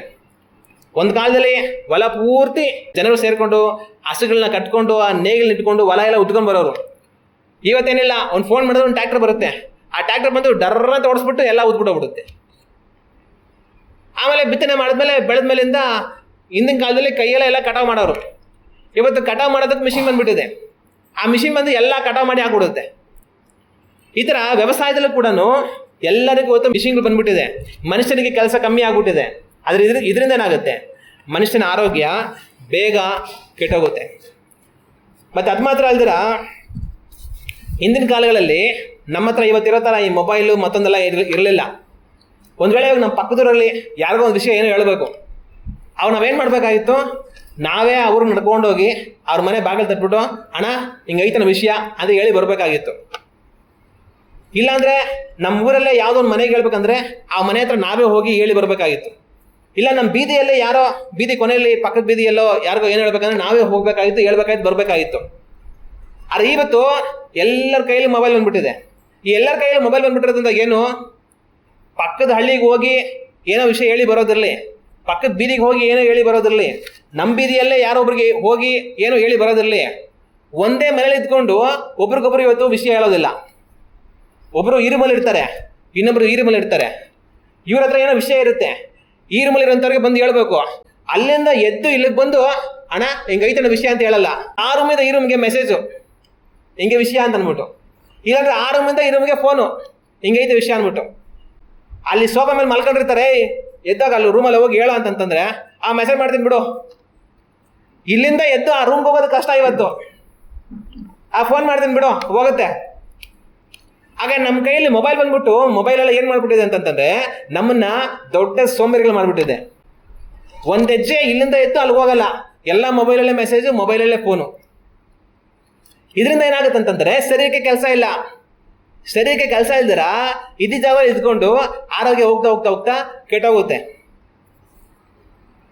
ಅದರಿಂದ ಏನಂತಂತಂದರೆ ಇವತ್ತಿನ ಕಾಲಗಳಲ್ಲಿ ತುಂಬ ಜನಗಳಿಗೆ ಆರೋಗ್ಯ ಕೆಟ್ಟೋಗೋದಕ್ಕೆ ಒಂದು ಕಾರಣ ದೈಹಿಕವಾದ ಶ್ರಮ ಇಲ್ಲದಿರುವಂಥದ್ದು, ದೈಹಿಕವಾದ ಚಟುವಟಿಕೆ ಇಲ್ಲದಿರುವಂಥದ್ದು. ಕೂತ್ಕೊಂಡಿದ್ದ ಜಾಗದಲ್ಲೇ ಕೂತ್ಕೊಂಡಿರೋದು, ಮಲ್ಕೊಂಡಿರೋ ಜಾಗದಲ್ಲೇ ಮತ್ಕೊಂಡಿರೋದು. ಇವಾಗಿನ ಕಾಲದ ಒಂದು ಪರಿಸ್ಥಿತಿ ಹೆಂಗೆ ಅಂತಂದರೆ, ಯಾರೊಬ್ಬರು ಕೆಲಸಕ್ಕೆ ಹೋಗೋರ ಜೀವನ ಹೆಂಗಿರುತ್ತೆ ಅಂತಂತಂದರೆ, ಬೆಳಿಗ್ಗೆ ಎದ್ದೋಳ್ತಾರೆ ಮಂಚದಿಂದ, ಎದ್ಬಿಟ್ಟು ಹಾಸಿಗೆ ಮೇಲೆ ಕೂತ್ಕೊಂಡಿರ್ತಾರೆ ಮೊಬೈಲ್ ನೋಡ್ಕೊಂಡು. ಆಮೇಲೆ ರೆಡಿ ಆಗಿಬಿಟ್ಟು ಆಫೀಸ್ಗೆ ಹೋಗ್ಬೇಕಂತ ಬಂದು ಬೈಕ್ ಮೇಲೆ ಕೂತ್ಕೊತಾರೆ. ಬೈಕ್ ಮೇಲೆ ಕೂತ್ಕೊಂಡು ಆಫೀಸ್ಗೆ ಹೋಗ್ತಾರೆ. ಆಫೀಸ್ಗೆ ಹೋಗ್ಬಿಟ್ಟು ತಿರ್ಗಿ ಆಫೀಸಲ್ಲಿ ಚೇರ್ ಮೇಲೆ ಕೂತ್ಕೊಂಡಿರ್ತಾರೆ. ಚೇರ್ ಮೇಲೆ ಕೂತ್ಕೊಂಡು ಆಫೀಸಲ್ಲಿ ಸಾಯಂಕಾಲ ಗಂಟೆ ಕೆಲಸ ಮಾಡ್ಕೊಂಡಿರ್ತಾರೆ. ತಿರ್ಗಾ ಸಾಯಂಕಾಲ ಕೆಲಸ ಮುಗಿಸ್ಬಿಟ್ಟು ಮತ್ತೆ ಆಚೆ ಬಂದು ಬೈಕ್ ಮೇಲೆ ಕೂತ್ಕೊಂಡು ಬೈಕಲ್ಲಿ ಹಂಗೆ ತಿರ್ಗಾ ಟ್ರಾಫಿಕಲ್ಲಿ 1 ಅವರ್ 2 ಅವರ್ ಮತ್ತೆ ಮನೆಗೆ ಬರ್ತಾರೆ. ತಿರ್ಗಾ ಮನೆಗೆ ಬಂದು ಮತ್ತೆ ಸೋಫಾ ಮೇಲೆ ಕೂತ್ಕೊಂಡಿರ್ತಾರೆ ಮೊಬೈಲ್ ನೋಡ್ಕೊಂಡು. ಸೋಫಾ ಮೇಲೆ ಕೂತ್ಕೊಂಡು ಸಾಕಾಗಿ ಊಟ ಮಾಡ್ಕೊಂಡು ತಿರ್ಗಾ ಹೋಗಿ ಮನಸ್ಸಿನ ಮೇಲೆ ಮಲ್ಕೊಂಡ್ಬಿಡ್ತಾರೆ. ಆಗ ಇವಾಗಿನ ಕಾಲದಲ್ಲಿ ಜನಗಳ ಜೀವನ ಹೆಂಗೆ ಅಂತಂದರೆ, ಬೆಳಿಗ್ಗೆಯಿಂದ ಸಾಯಂಕಾಲ ಗಂಟೆ ಕೂತ್ಕೊಂಡಿರೋದೇ ಕೆಲಸ. ಬೆಳಿಗ್ಗೆ ಎದ್ದು ಮನಸ್ಸಿನ ಮೇಲೆ ಕೂತ್ಕೊಂಡಿರು, ಆಮೇಲೆ ಗಾಡಿ ಮೇಲೆ ಕೂತ್ಕೊಂಡಿರು, ಆಮೇಲೆ ಆಫೀಸಲ್ಲಿ ಚೇರ್ ಮೇಲೆ ಕೂತ್ಕೊಂಡಿರು, ತಿರ್ಗಾ ಮನೆಗೆ ಗಾಡಿ ಮೇಲೆ ಕೂತ್ಕೊಂಡು ಮತ್ತೆ ಮನೆಗೆ ಬಾ, ಸಾಯಂಕಾಲ ಬಂದು ಸೋಫಾ ಮೇಲೆ ಕೂತ್ಕೊಂಡಿರು, ರಾತ್ರಿ ಹೋಗಿ ಬೆಡ್ ಮೇಲೆ ಮಲ್ಕೊಂಡಿರು. ಹಿಂಗೆ ಆಗಿ ನಡೆದಾಟ ಇಲ್ಲ, ಓಡಾಟ ಇಲ್ಲ, ಒಂದು ಕಡೆಯಿಂದ ಇನ್ನೊಂದು ಕಡೆಗೆ ಹೋಗೋದಿಲ್ಲ, ಶಾರೀರಿಕವಾದ ಶ್ರಮ ಇಲ್ಲ. ಇದರಿಂದ ಏನಾಗುತ್ತೆ ಅಂತಂದರೆ ಬಾಡಿ ಬೇಗ ಕೆಟ್ಟೋಗುತ್ತೆ, ತರತರವಾದ ರೋಗಗಳು ಬೇಗ ಬರುತ್ತೆ. ಇಂಥ ಒಂದು ಕಾಲಗಳಲ್ಲಿ ನಾನು ನೀವು ಇದ್ದೀವಿ. ಒಂದು ಕಾಲದಲ್ಲಿ ಈ ವಾಕಿಂಗು, ಜಿಮ್ಗೆ ಹೋಗೋದು ಯಾವುದೂ ಇರಲಿಲ್ಲ. ಒಂದು ಕಾಲದಲ್ಲಿ ಜಿಮ್ಮೇ ಇರಲಿಲ್ಲ. ಆದರೆ ಈ ಕಾಲದಲ್ಲಿ ಬೆಳಗ್ಗೆ ವಾಕಿಂಗ್ ಹೋಗಬೇಕು, ಸಾಯಂಕಾಲ ವಾಕಿಂಗ್ ಹೋಗಬೇಕು, ಅಲ್ಲೋಗಿ ಜಿಮ್ಗೆ ಹೋಗಬೇಕು, ಎಲ್ಲ ಮಾಡ್ತಾರೆ. ಹಿಂದಿನ ಕಾಲದಲ್ಲಿ ಇದೆಲ್ಲ ಯಾವುದೂ ಇರಲಿಲ್ಲ. ಸ್ವಾಭಾವಿಕವಾದ ಮನುಷ್ಯರ ಜೀವಿತದಲ್ಲೇ ವಾಕಿಂಗ್ ಅನ್ನೋದು ಇರ್ತಾ ಇತ್ತು. ಅವಾಗ ಗಾಡಿ ಇರಲಿಲ್ಲ, ಕಾರ್ ಇರಲಿಲ್ಲ, ನಡ್ಕೊಂಡೇ ಹೋಗಬೇಕು. ಅವ್ರಿಗೆ ಸ್ವಾಭಾವಿಕವಾದ ಜೀವನದಲ್ಲೇ ವಾಕಿಂಗ್ ಅನ್ನೋದು ಇರೋದು. ಮತ್ತು ಯಾರು ಅವ್ರು ಜಿಮ್ ಮಾಡ್ತಾ ಇರಲಿಲ್ಲ. ಯಾಕೆಂದರೆ ಆವತ್ತು ಎಲ್ಲವನ್ನ ಇವರೇ ಮಾಡೋರು. ಒಂದು ಅಕ್ಕಿ ಮೂಟೆ ಇದೆಯಾ, ಅಕ್ಕಿ ಮೂಟೆ ಎತ್ಕೊಂಡು ಭುಜದ ಮೇಲೆ ಹಾಕೊಂಡು ಹೋಗಬೇಕು. ಒಂದಿನ ತೂಕ ಇದೆಯಾ, ಅದನ್ನ ಎತ್ಕೊಂಡು ತಲೆ ಮೇಲೆ ಇಟ್ಕೊಂಡು ಹೋಗಬೇಕು. ಆಗ ಎಲ್ಲರೂ ಇವರೇ ತೂಕ ಎತ್ತೋದು, ತೂಕ ಇಳಿಸೋದು, ತೂಕ ಹೊರೋದೆಲ್ಲ ಮಾಡ್ತಾ ಇದ್ರು. ಆದರೆ ಇವತ್ತು ನಾವೇನು ಮಾಡಿದ್ವಿ ಅಂತಂದ್ರೆ, ಅಕ್ಕಿ ಮೂಟೆ ಆಯ್ತಾ, ಗಾಡಿ ತಗೊಂಬರ ಕೇಳೋ, ಗಾಡಿ ತಗೊಂಡು ಗಾಡಿ ಇಟ್ಬಿಟ್ಟು ಗಾಡಿ ಹೊತ್ಕೊಂಡು ಹೋಗುತ್ತೆ. ಆಮೇಲೆ ಇವ್ರೇನು ಮಾಡ್ತಾರೆ, ಜಿಮ್ಗೆ ಹೋಗ್ಬಿಟ್ಟು ತೂಕ ಎತ್ತಾ ಇರ್ತಾರೆ. ಇರೋ ಅಕ್ಕಿ ಮೂಟೆನ ಗಾಡಿ ಮೇಲೆ ಹಾಕ್ಬಿಟ್ಟು ನೀನು ಜಿಮ್ಗೆ ಹೋಗ್ಬಿಟ್ಟು ತೂಕ ಎತ್ತ ಬದಲು ಅಕ್ಕಿ ಮೂಟೆ ನೀನೇ ತಗೊಂಡೋಗು, ಅಲ್ಲೇ ಜಿಮ್ ಆಯ್ತಲ್ಲ. ಅದನ್ನ ಮಾಡಲ್ಲ, ಗಾಡಿ ಅಕ್ಕಿ ಮೂಟೆ ತಗೊಂಡೋಗ್ಬೇಕು, ನಾನು ಹೋಗ್ಬಿಟ್ಟು 2,000-3,000 ಕೊಟ್ಬಿಟ್ಟು ಅಲ್ಲಿ ತೂಕ ಎತ್ತಾ ಇರಬೇಕು. ಆಗ ಹಿಂದಿನ ಕಾಲದಲ್ಲಿ ಸ್ವಾಭಾವಿಕವಾಗಿ ವಾಕಿಂಗು, ಜಿಮ್ಮು ಎಲ್ಲ ಆಗೋದು. ಇವತ್ತು ನಾವು ಎಲ್ಲರಿಗೂ ಮಿಷಿನ್ ತಂದ್ಬಿಟ್ಟು ಮಿಷಿನ್ ಕೈಲಿ ಮಾಡಿಸ್ಬಿಟ್ಟು ಆಮೇಲೆ ಜಿಮ್ಗೆ ಹೋಗ್ಬಿಟ್ಟು ಅಲ್ಲಿ 1,000 ರೂಪಾಯಿ ಕೊಟ್ಬಿಟ್ಟು ಅಲ್ಲಿ ವಾಕಿಂಗು, ಅಲ್ಲಿ ತೂಕ ಎತ್ತು ಅನ್ನೋ ಕೆಲಸ ಮಾಡ್ತಾ ಇದೀವಿ. ಅವಾಗ ಇದರಿಂದಾಗಿ ಏನಾಗಿದೆ ಅಂತಂತಂದ್ರೆ ಮನುಷ್ಯನ ಆರೋಗ್ಯ ಕೆಟ್ಟೋಗ್ತಾ ಇದೆ. ಅದರಿಂದ ನಿಮ್ಮ ಬಗ್ಗೆ ಒಂದು ಕ್ಷಣ ಯೋಚನೆ ಮಾಡಿ, ನೀವು ಯಾವ ಥರ ಇದ್ದೀರಾ ಅಂತ. ಆದಷ್ಟು ಗಾಡಿಗಳಲ್ಲಿ ಓಡಾಡೋದಕ್ಕಿಂತ ನಡ್ಕೊಂಡು ಓಡೋದಕ್ಕೆ ಪ್ರಯತ್ನ ಮಾಡಿ. ತುಂಬ ಎಮರ್ಜೆನ್ಸಿ ಇದೆ, ಜಲ್ದಿ ಹೋಗ್ಬೇಕು, ತುಂಬ ದೂರ ಇದೆ ಅನ್ನೋದಕ್ಕೆ ಬೇಕಾದ್ರೆ ಗಾಡಿಯಲ್ಲಿ ಹೋಗಿ. ಎಲ್ಲ ಹತ್ತಿರದಲ್ಲಿ ಪಕ್ಕದಲ್ಲಿ ಅಂಗಡಿಗೆ ಹೋಗ್ಬೇಕು, ಅಲ್ಲಿ ಯಾರೋ ನೋಡೋಕೆ ಹೋಗ್ಬೇಕು ಅಂತಂತಂದ್ರೆ ಆರಾಮಾಗಿ ನಡ್ಕೊಂಡೇ ಹೋಗಿ, ನಡ್ಕೊಂಡು ಬನ್ನಿ. ಆರೋಗ್ಯಕ್ಕೆ ತುಂಬ ಒಳ್ಳೆಯದು. ನೀವು ಯಾವಾಗಲೂ ಬರೀ ಗಾಡಿಲೇ ಹೋಗೋದು, ಬರೀ ಗಾಡಿಲೇ ಬರೋದು ಅಂತ ಮಾಡ್ತಾ ಇದ್ದೀರಾ ಅಂತಂತಂದ್ರೆ ಬೇಗ ಹಾಸ್ಪಿಟ್ಲಿಗೆ ಹೋಗ್ತೀರಾ. ಆದರೆ ನೀವು ಗಾಡಿ ಬಿಟ್ಟು ಸ್ವಲ್ಪ ಚೆನ್ನಾಗಿ ನಡೆದ್ರೆ ಆರೋಗ್ಯ ನಿಮಗೆ ಚೆನ್ನಾಗಿರುತ್ತೆ. ದೇವ್ರ ಮನುಷ್ಯರನ್ನು ಉಂಟು ಮಾಡಿರೋದು ಸುಮ್ಮನೆ ಮೂಲೆಯಲ್ಲಿ ಕುತ್ಕೊಂಡಿರ್ಬೇಕು ಅನ್ನೋದಕ್ಕೋಸ್ಕರ ಅಲ್ಲ, ದೈಹಿಕವಾದ ಚಟುವಟಿಕೆಯಿಂದ ಅವ್ನು ಕೂಡಿರಬೇಕು ಅಂತ. ಡಾಕ್ಟ್ರುಗಳೆಲ್ಲ ಇವತ್ತೇನಾದ್ರು ಆರೋಗ್ಯ ಸರಿ ಇಲ್ಲ ಅಂತ ಹೋದ್ರೆ ಏನು ಹೇಳ್ತಾರೆ, ಫಸ್ಟು ಸ್ವಲ್ಪ ವಾಕಿಂಗ್ ಮಾಡಿ, ತಿರುಗಾಡಿ, ಕೂತ್ಕೊಂಡಿದ್ದಲ್ಲೇ ಕೂತ್ಕೊಂಡಿರಬೇಡಿ ಅಂತ ಹೇಳ್ತಾ ಇರ್ತಾರೆ. ಅದೇ ರೀತಿಯಾಗಿಯೇ ದೇವ್ರ ಮನುಷ್ಯರನ್ನು ಉಂಟು ಮಾಡಿರೋದು. ಅದಕ್ಕೆ ನಾವು ಗಮನವಾಗಿರಬೇಕು. ಮತ್ತು ಇನ್ನೂ ಕೆಲವರು ಈ ಕಾಲದಲ್ಲಿ ಮಾಡೋಂಥ ಕೆಲಸ ಏನಂತಂತಂದರೆ ನೀರೇ ಕುಡಿಯೋದಿಲ್ಲ. ಮನುಷ್ಯನಿಗೆ ನೀರು ತುಂಬ ಅತ್ಯಗತ್ಯ. ಎಷ್ಟೋ ಜನಗಳು ನೀರೇ ಕುಡಿಯೋದಿಲ್ಲ. ದಿವಸಕ್ಕೆಲ್ಲ 1 ಲೋಟ 2 ಲೋಟ 3 ಲೋಟ ಕುಡಿದ್ಬಿಟ್ಟು ಸುಮ್ಮನೆ ಆಗ್ಬಿಡ್ತಾರೆ. ಆದರೆ ಈ ರೀತಿಯಾದ ಒಂದು ಪದ್ಧತಿ ನಮಗೆ ಇರಬಾರ್ದು. ನೀರನ್ನು ನಾವು ಚೆನ್ನಾಗಿ ಕುಡಿಬೇಕು. ಒಂದು ದಿವಸಕ್ಕೆ 2.5 ಲೀಟ್ರಿಂದ 3 ಲೀಟರ್ವರೆಗೂ ನೀರು ಕುಡಿಬೇಕು. ಆದರೆ ನೀರು ಜಾಸ್ತಿ ಕುಡಿಯೋದಿರುವಾಗ ಅದು ಥರಥರವಾದ ರೋಗಗಳಿಗೆ ಕಾರಣ ಆಗ್ಬಿಡುತ್ತೆ. ಮತ್ತು ಇನ್ನೂ ಕೆಲವರು ಏನು ಮಾಡ್ತಾರೆ ಅಂತಂದರೆ, ನೀರು ಕುಡಿಬೇಕಂತ ಅಂದ್ಬಿಟ್ಟು ಬೆಳಗ್ಗೆ ಎದ್ದಿದ ತಕ್ಷಣ ಒಂದು ಚೆಂಬು ನೀರು ಕುಡಿದ್ಬಿಡ್ತಾರೆ, ಆಮೇಲೆ ದಿನ ಎಲ್ಲ ನೀರು ಕುಡಿಯಲ್ಲ. ಆ ಥರ ಮಾಡಬಾರ್ದು, ಅದು ತಪ್ಪು. ಬೆಳಗ್ಗೆ ಎದ್ದಿದ ತಕ್ಷಣ ಒಂದು ಚೆಂಬು ನೀರು ಕುಡಿಬೇಕಂತಿಲ್ಲ. ಬೆಳಗ್ಗೆ ಎದ್ದಾಗ 1 ಲೋಟ ನೀರು ಕುಡಿದ್ರೆ ಸಾಕು. ಮತ್ತು ಆಮೇಲೆ ಆಗಾಗ ಮತ್ತೆ 1 ಲೋಟ ನೀರನ್ನು ರಾತ್ರಿ ಮಲಗೋವರೆಗೂ ನಾವು ಕುಡಿತಾ ಇರಬೇಕು. ಆ ರೀತಿಯಾಗಿ ರೂಢಿ ಮಾಡ್ಕೊಳ್ಳುವಂಥದ್ದು ತುಂಬ ಒಳ್ಳೆಯದು. ಇನ್ನೂ ಕೆಲವರಲ್ಲಿ ಏನು ನಡವಳಿಕೆ ಇರುತ್ತೆ ಅಂತಂದರೆ ಸರಿಯಾಗಿ ನಿದ್ದೆ ಮಾಡೋದಿಲ್ಲ. ಹಿಂದಿನ ಕಾಲಗಳಲ್ಲಿ ಹೆಂಗಿತ್ತು ಅಂತಂದರೆ ಅವಾಗೆಲ್ಲ ಕರೆಂಟ್ ಇರಲಿಲ್ಲ. ಸಾಯಂಕಾಲ 6 ಗಂಟೆ ಬೆಳಕಿರೋದು. 6 ಗಂಟೆ ನಂತರ ಸೂರ್ಯ ಮುಳುಗ್ಬಿಟ್ರೆ ಕತ್ತಲಾಗ್ಬಿಡೋದು. ಸ್ವಲ್ಪ ದೀಪ ಅಂಟಿಸ್ಕೊಂಡು ಸ್ವಲ್ಪ ಅಡುಗೆ ಮಾಡ್ಕೊಂಡ್ಬಿಟ್ಟು ಊಟ ಮಾಡ್ಕೊಂಡು 7-8 ಗಂಟೆಗೆಲ್ಲ ಆ ಕಾಲದಲ್ಲಿ ದೀಪ ಹಾರಿಸ್ಬಿಟ್ಟು ಮಲಗಿಬಿಡೋರು. ಆದರೆ ಆಮೇಲೆ ಏನಾಯಿತು, ನಾವೆಲ್ಲ ಕರೆಂಟ್ ತಯಾರು ಮಾಡಿಬಿಟ್ವಿ. ಕರೆಂಟ್ ಬಂದ ಮೇಲಿಂದ 9 ಗಂಟೆ 10 ಗಂಟೆ ಗಂಟೆ ಲೈಟ್ ಉರಿಸ್ಕೊಂಡು ಆಮೇಲೆ ಮಲಗೋರು. ಆಮೇಲೆ ಏನು ಮಾಡಿಬಿಟ್ವಿ, ನಾವು ಟಿ ವಿ ಎಲ್ಲ ಕಂಡಿಡ್ಬಿಟ್ಟು ಅದ್ರಲ್ಲಿ ಥರಥರವಾದ ಧಾರಾವಾಹಿಗಳು, ಸೀರಿಯಲ್ಗಳು ಮತ್ತೊಂದೆಲ್ಲ ಹಾಕ್ಬಿಟ್ವಿ. ಇವಾಗ ಏನು ಮಾಡಿದ್ರು ಅಂತಂತಂದರೆ ಮನೆ ಮಂದಿಯೆಲ್ಲ ಕೂತ್ಕೊಂಡು ರಾತ್ರಿ 10, 10:30, 11, 11:30 ಗಂಟೆ ಟಿ ವಿ ನೋಡ್ಕೊಂಡೇ ಇರೋದು. ಆಮೇಲೆ ಆಫ್ ಮಾಡಿ ಮಲ್ಕೊಳೋದು. ಆಮೇಲೆ ಇನ್ನೂ ಮುಂದುವರಿಸಿ ನಾವೇನು ಮಾಡಿದ್ವಿ, ಮೊಬೈಲೆಲ್ಲ ಕಂಡಿಡ್ಬಿಟ್ವಿ. ಅದಕ್ಕೆ ಇಂಟರ್ನೆಟ್ ಎಲ್ಲ ಫ್ರೀ ಕೊಟ್ಬಿಟ್ವಿ. ಇವಾಗ ಜನಗಳು ಮಲಗೋದು ಎಷ್ಟು ಗಂಟೆಗೆ ಗೊತ್ತಾ, ರಾತ್ರಿ 1 ಗಂಟೆಗೆ 2 ಗಂಟೆಗೆ. ಆಫೀಸಿಂದ ಮನೆಗೆ ಬರೋದು 7 ಗಂಟೆಗೆ, ಸ್ವಲ್ಪ ಟಿ ವಿ ನೋಡ್ಕೊಂಡಿರೋದು, ಮಾತಾಡ್ಕೊಂಡಿರೋದು, ಊಟ ಮಾಡ್ಕೊಳೋದು, 10 ಗಂಟೆಗೆ ಮಲಗ್ತೀನಿ ಅಂತ ಹೋಗೋದು, 10 ಗಂಟೆಗೆ ಮಲಗ್ತೀನಿ ಅಂತ ಹೋಗ್ಬಿಟ್ಟು ಮೊಬೈಲ್ ಇಟ್ಕೊಂಡು ಮೊಬೈಲ್ ನೋಡ್ತಾನೆ ಇರೋದು. ನೋಡ್ತಾರೆ ಎಷ್ಟು ಗಂಟೆ ನೋಡ್ತಾರೆ ಅಂತಂದರೆ 12, 12:30, 1, 1:30 ಗಂಟೆ ಮೊಬೈಲ್ ನೋಡ್ತಾನೆ ಇರ್ತಾರೆ. ಆಮೇಲೆ ಇವ್ರು ಮಲ್ಕೊಳ್ಳಲ್ಲ, ಮೊಬೈಲಲ್ಲಿ ಮಲ್ಕೊಂಡ್ಬಿಡುತ್ತೆ. ಅಂದರೆ ಬ್ಯಾಟ್ರಿ ಖಾಲಿ ಆಗ್ಬಿಡುತ್ತೆ. ಆಮೇಲೆ ಇವರು ಬ್ಯಾಟ್ರಿ ಖಾಲಿ ಆಗೋದಂತ ಇವ್ರು ಮಲ್ಕೊತಾರೆ. ಆಗ ಈಗಿನ ಕಾಲದಲ್ಲಿ ಮೊಬೈಲ್ ನೋಡಿಕೊಂಡು ರಾತ್ರಿ 12, 1 ಗಂಟೆ ಗಂಟ ಅವರು ಸಮಯ ಕಳೀತಾ ಇರ್ತಾರೆ. ಇದು ಆರೋಗ್ಯಕ್ಕೆ ತುಂಬ ಕೆಟ್ಟದು. ರಾತ್ರಿ 1 ಗಂಟೆ 2 ಗಂಟೆ ಗಂಟೆ ಮೊಬೈಲ್ ನೋಡ್ಕೊಂಡು ಎದ್ದಿದ್ಬಿಟ್ಟು ಬೆಳಗ್ಗೆ ಇವ್ರು ಎದ್ದೇಳೋದು 8, 9, 10. ಆದರೆ ಹಿಂದಿನ ಕಾಲದಲ್ಲಿ ಏನಾಗ್ತಾ ಇತ್ತು ಅಂತಂತಂದರೆ ಕರೆಂಟ್ ಇರಲಿಲ್ಲ, ದೀಪ ಮಾತ್ರ. 8 ಗಂಟೆ ಗಂಟೆ ದೀಪ ಹೊರಿಸ್ಬಿಟ್ಟು ಊಟ ಮಾಡಿ ಮಲಗಿಬಿಡೋರು. ಬೆಳಗ್ಗೆ 5 ಗಂಟೆಗೆ ಆರಾಮಾಗಿ ಎದ್ಬಿಡೋರು. ಇನ್ನು ಬೆಳಗಾಗ್ತಾ ಇರುವಾಗಲೇ ಕೋಳಿ ಕೂಗೋವಾಗಲೇ ಎದ್ಬಿಡೋರು. ಇವತ್ತು ಕೋಳಿ ಕೂಗಿ ಆ ಕೋಳಿ ಹಿಡ್ಕೊಂಡು ಹೋಗಿ ಕೊಯ್ದು ಸಾರು ಮಾಡಿ ಊಟ ಮಾಡಿದ್ರೂ ಇದ್ದಿರಲ್ಲ. ಅದು ಆರೋಗ್ಯಕ್ಕೆ ತುಂಬ ಕೆಟ್ಟದು. ಮನುಷ್ಯನಿಗೆ ಬೇಗ ಮಲಗೋದು, ಬೇಗ ಎದ್ದೇಳೋದು ಒಳ್ಳೆ ಆರೋಗ್ಯ. ಆದರೆ ಲೇಟಾಗಿ ಮಲಗೋದು, ಲೇಟಾಗಿ ಎದ್ದೇಳೋದು ಮನುಷ್ಯನಿಗೆ ಆರೋಗ್ಯಕ್ಕೆ ತುಂಬ ಕೆಟ್ಟದು. ಇಂಥ ಒಂದು ಕೆಟ್ಟ ಪದ್ಧತಿಯನ್ನು ನಾವು ಅನುಸರಿಸ್ತಾ ಇದ್ದೀವಿ. ಇದರಿಂದ ಏನಾಗುತ್ತೆ ಅಂತಂದರೆ ಥರಥರವಾದ ರೋಗಗಳು ತಾನಾಗಿರೇ ಬರುತ್ತೆ. ಇನ್ನು ಕೊನೆಯದಾಗಿ ಏನಂತಂತಂದರೆ ಇನ್ನೂ ಒಂದು ಕೆಟ್ಟ ಪದ್ಧತಿ ನಾವು ಅನುಸರಿಸೋದು, ಊಟ ಸರಿಯಾಗಿ ಮಾಡಬೇಕಾದ್ರೆ ಟೈಮ್ಗೆ ಸರಿಯಾಗಿ ಮಾಡೋದಿಲ್ಲ. ಬೆಳಿಗ್ಗೆ ಒಂದು 9 ಗಂಟೆ 10 ಗಂಟೆ ಅಷ್ಟೊತ್ತಿಗೆ ನಾಷ್ಟ ಮಾಡಬೇಕು. ಮಧ್ಯಾಹ್ನ 1, 2 ಗಂಟೆ ಅಷ್ಟೊತ್ತಿಗೆ ಊಟ ಮಾಡಬೇಕು. ಸಾಯಂಕಾಲ ಒಂದು 6ರಿಂದ 7 ಅಷ್ಟರಲ್ಲಿ ರಾತ್ರಿ ಊಟ ಮಾಡ್ಕೊಬೇಕು. ಈ ಥರ ಮಾಡಿದ್ರೆ ಮನುಷ್ಯನಿಗೆ ತುಂಬ ಆರೋಗ್ಯಕ್ಕೆ ಒಳ್ಳೆಯದು. ಆದ್ರೆ ನಮ್ಮವ್ರು ಏನು ಮಾಡ್ತಾರೆ ಅಂತಂತಂದರೆ 9 ಗಂಟೆ 10 ಗಂಟೆಗೆ ಮಾಡ್ಬೇಕಾದ್ರೆ ನಾಷ್ಟಾನ 12 ಗಂಟೆಗೆ ಮಾಡೋದು, 1 ರಿಂದ 2 ಮಾಡ್ಬೇಕಾದ್ರೆ ಊಟವನ್ನು ಸಾಯಂಕಾಲ 4 ಗಂಟೆಗೆ ಮಾಡೋದು, 6 ರಿಂದ 7 ಮಾಡ್ಬೇಕಾದ್ರೆ ಊಟವನ್ನು ರಾತ್ರಿ 10 11ಕ್ಕೆ ಮಾಡೋದು. ಈ ರೀತಿ ಮಾಡುವಾಗ ಏನಾಗುತ್ತೆ ಅಂತಂತಂದರೆ ಆರೋಗ್ಯಕ್ಕೆ ತುಂಬ ಕೆಟ್ಟದು. ಮತ್ತಿನ್ನೊಂದು, ಬೆಳಿಗ್ಗೆ ಮಧ್ಯಾಹ್ನ ಚೆನ್ನಾಗಿ ಊಟ ಮಾಡ್ಬೋದು, ರಾತ್ರಿ ಹೊತ್ತು ಸಿಂಪಲ್ ಆಗಿ ಸ್ವಲ್ಪ ಊಟ ಮಾಡಿದ್ರೆ ಒಳ್ಳೇದು. ಯಾಕಂದರೆ ಬೆಳಿಗ್ಗೆ ನಾವು ಊಟ ಮಾಡಿದ್ಮೇಲೆ ಎದ್ದಿರ್ತೀವಿ, ಓಡಾಡ್ತಾ ಇರ್ತೀವಿ, ಕೆಲಸ ಮಾಡ್ತಾ ಇರ್ತೀವಿ, ಊಟ ಜೀರ್ಣ ಚೆನ್ನಾಗುತ್ತೆ. ಮಧ್ಯಾಹ್ನ ತಿಂದಮೇಲೆ ಓಡಾಡ್ತಾ ಇರ್ತೀವಿ, ಕೆಲಸ ಮಾಡ್ತಾ ಇರ್ತೀವಿ, ತಿಂದಿದ್ದೆಲ್ಲ ಜೀರ್ಣ ಆಗುತ್ತೆ. ರಾತ್ರಿ ತಿಂದ್ಬಿಟ್ಟು ಏನು ಮಾಡ್ತೀವಿ, ಹೋಗಿ ಮಲ್ಕೊತೀವಿ. ಅದರಿಂದಾಗಿ ರಾತ್ರಿ ಜಾಸ್ತಿ ಊಟ ಬೇಕಾಗಲ್ಲ, ಸ್ವಲ್ಪ ಊಟ ಮಾಡಿದ್ರೆ ಸಾಕು. ಆದರೆ ನಮ್ಮ ಜನಗಳೆಲ್ಲ ಏನು ಮಾಡ್ತಾರೆ ಅಂತಂದರೆ ಬೆಳಗ್ಗಿಂದ ಊಟ ಮಾಡೋಕ್ಕೆ ಟೈಮ್ ಇಲ್ಲ ಅಂತ ಸ್ವಲ್ಪ ತಿನ್ಬಿಟ್ಟು ರಾತ್ರಿ ಯಾರು ಕೇಳೋರಲ್ಲಪ್ಪ ಆರಾಮಾಗಿದ್ದೀನಿ ಅಂತ ಅಂದ್ಬಿಟ್ಟು ಚೆನ್ನಾಗಿ ಆಗಿ ತಿಂತಾರೆ. ಬೆಳಗ್ಗೆ ತಿಂದಿರೋದನ್ನ ಮಧ್ಯಾಹ್ನ ತಿಂದಿರೋದನ್ನ ಎಲ್ಲ ಸೇರಿಸಿ ರಾತ್ರಿ ತಿಂತಾರೆ. ರಾತ್ರಿ ಜಾಸ್ತಿ ತಿನ್ನೋದ್ರಿಂದ ತಿನ್ನುವಂಥ ಊಟ ಹೊರಗಡೆ ಜೀರ್ಣ ಆಗಲ್ಲ, ಅದೇ ಕೊಬ್ಬಾಗಿ ಕನ್ವರ್ಟ್ ಆಗಿ ತರತರವಾದ ರೋಗ ಬಂದು ಬೇಗ ಆಸ್ಪತ್ರೆಗೆ ಹೋಗೋ ಪರಿಸ್ಥಿತಿ ಬರುತ್ತೆ. ಅವಾಗ ಊಟ ರಾತ್ರಿ ಹೊತ್ತು ಬೇಗ ಮಾಡಿ ಮಲಗೋದು ಒಳ್ಳೆಯದು. ಮತ್ತು ಆದಷ್ಟು ಜಲ್ದಿ 7, 6 ಅಥವಾ ಜಾಸ್ತಿ 8 ಅದಕ್ಕಿಂತ ಮುಂಚೆ ತಿನ್ನೋದು ಮನುಷ್ಯನಿಗೆ ಆರೋಗ್ಯಕ್ಕೆ ತುಂಬ ಒಳ್ಳೆಯದು. ಆದರೆ ಅದನ್ನು ಮಾಡದಿರುವಾಗ ಏನಾಗುತ್ತೆ ಅಂತಂತಂದರೆ ರೋಗಗಳು ಬರೋದಕ್ಕೆ ಸಾಧ್ಯತೆ ಇರುತ್ತೆ. ಆಗ ಯೇಸು ಕ್ರಿಸ್ತನಲ್ಲಿ ವಿಶ್ವಾಸ ಇಟ್ಟು ದೇವರಿಗೆ ಒಪ್ಪಿಸಿಕೊಟ್ಟು ಜೀವಿಸುವಂಥವರಿಗೂ ಸಹ ರೋಗಗಳು ಯಾಕೆ ಬರುತ್ತೆ ಅಂತಂದರೆ ಇಂಥ ಕೆಟ್ಟ ಜೀವನ ಶೈಲಿಯನ್ನು ನಾವು ಪಾಲಿಸ್ತಾ ಇರ್ತೀವಿ. ದೇವರು ಈ ರೀತಿಯಾಗಿ ಬದುಕಬೇಕಂತ ಮನುಷ್ಯನ ಉಂಟು ಮಾಡಿಲ್ಲ. ಆದರೆ ನಾವು ಯಾವ ಥರ ಬದುಕಬೇಕಂತ ಹೇಳಿ ದೇವರು ನಮ್ಮನ್ನು ಉಂಟು ಮಾಡಿದ್ದಾರೋ ಆ ರೀತಿಯಾಗಿ ನಾವು ಬದುಕದೆ ಹೋಗೋದ್ರಿಂದ, ಅದಕ್ಕೆ ವಿರುದ್ಧವಾದ ಕೆಟ್ಟ ಜೀವನ ಶೈಲಿಯನ್ನು ನಾವು ಪಾಲಿಸೋದ್ರಿಂದ ತರತರವಾದ ರೋಗಗಳ ಶರೀರದಲ್ಲಿ ಹುಟ್ಟಿಕೊಳ್ಳುತ್ತೆ.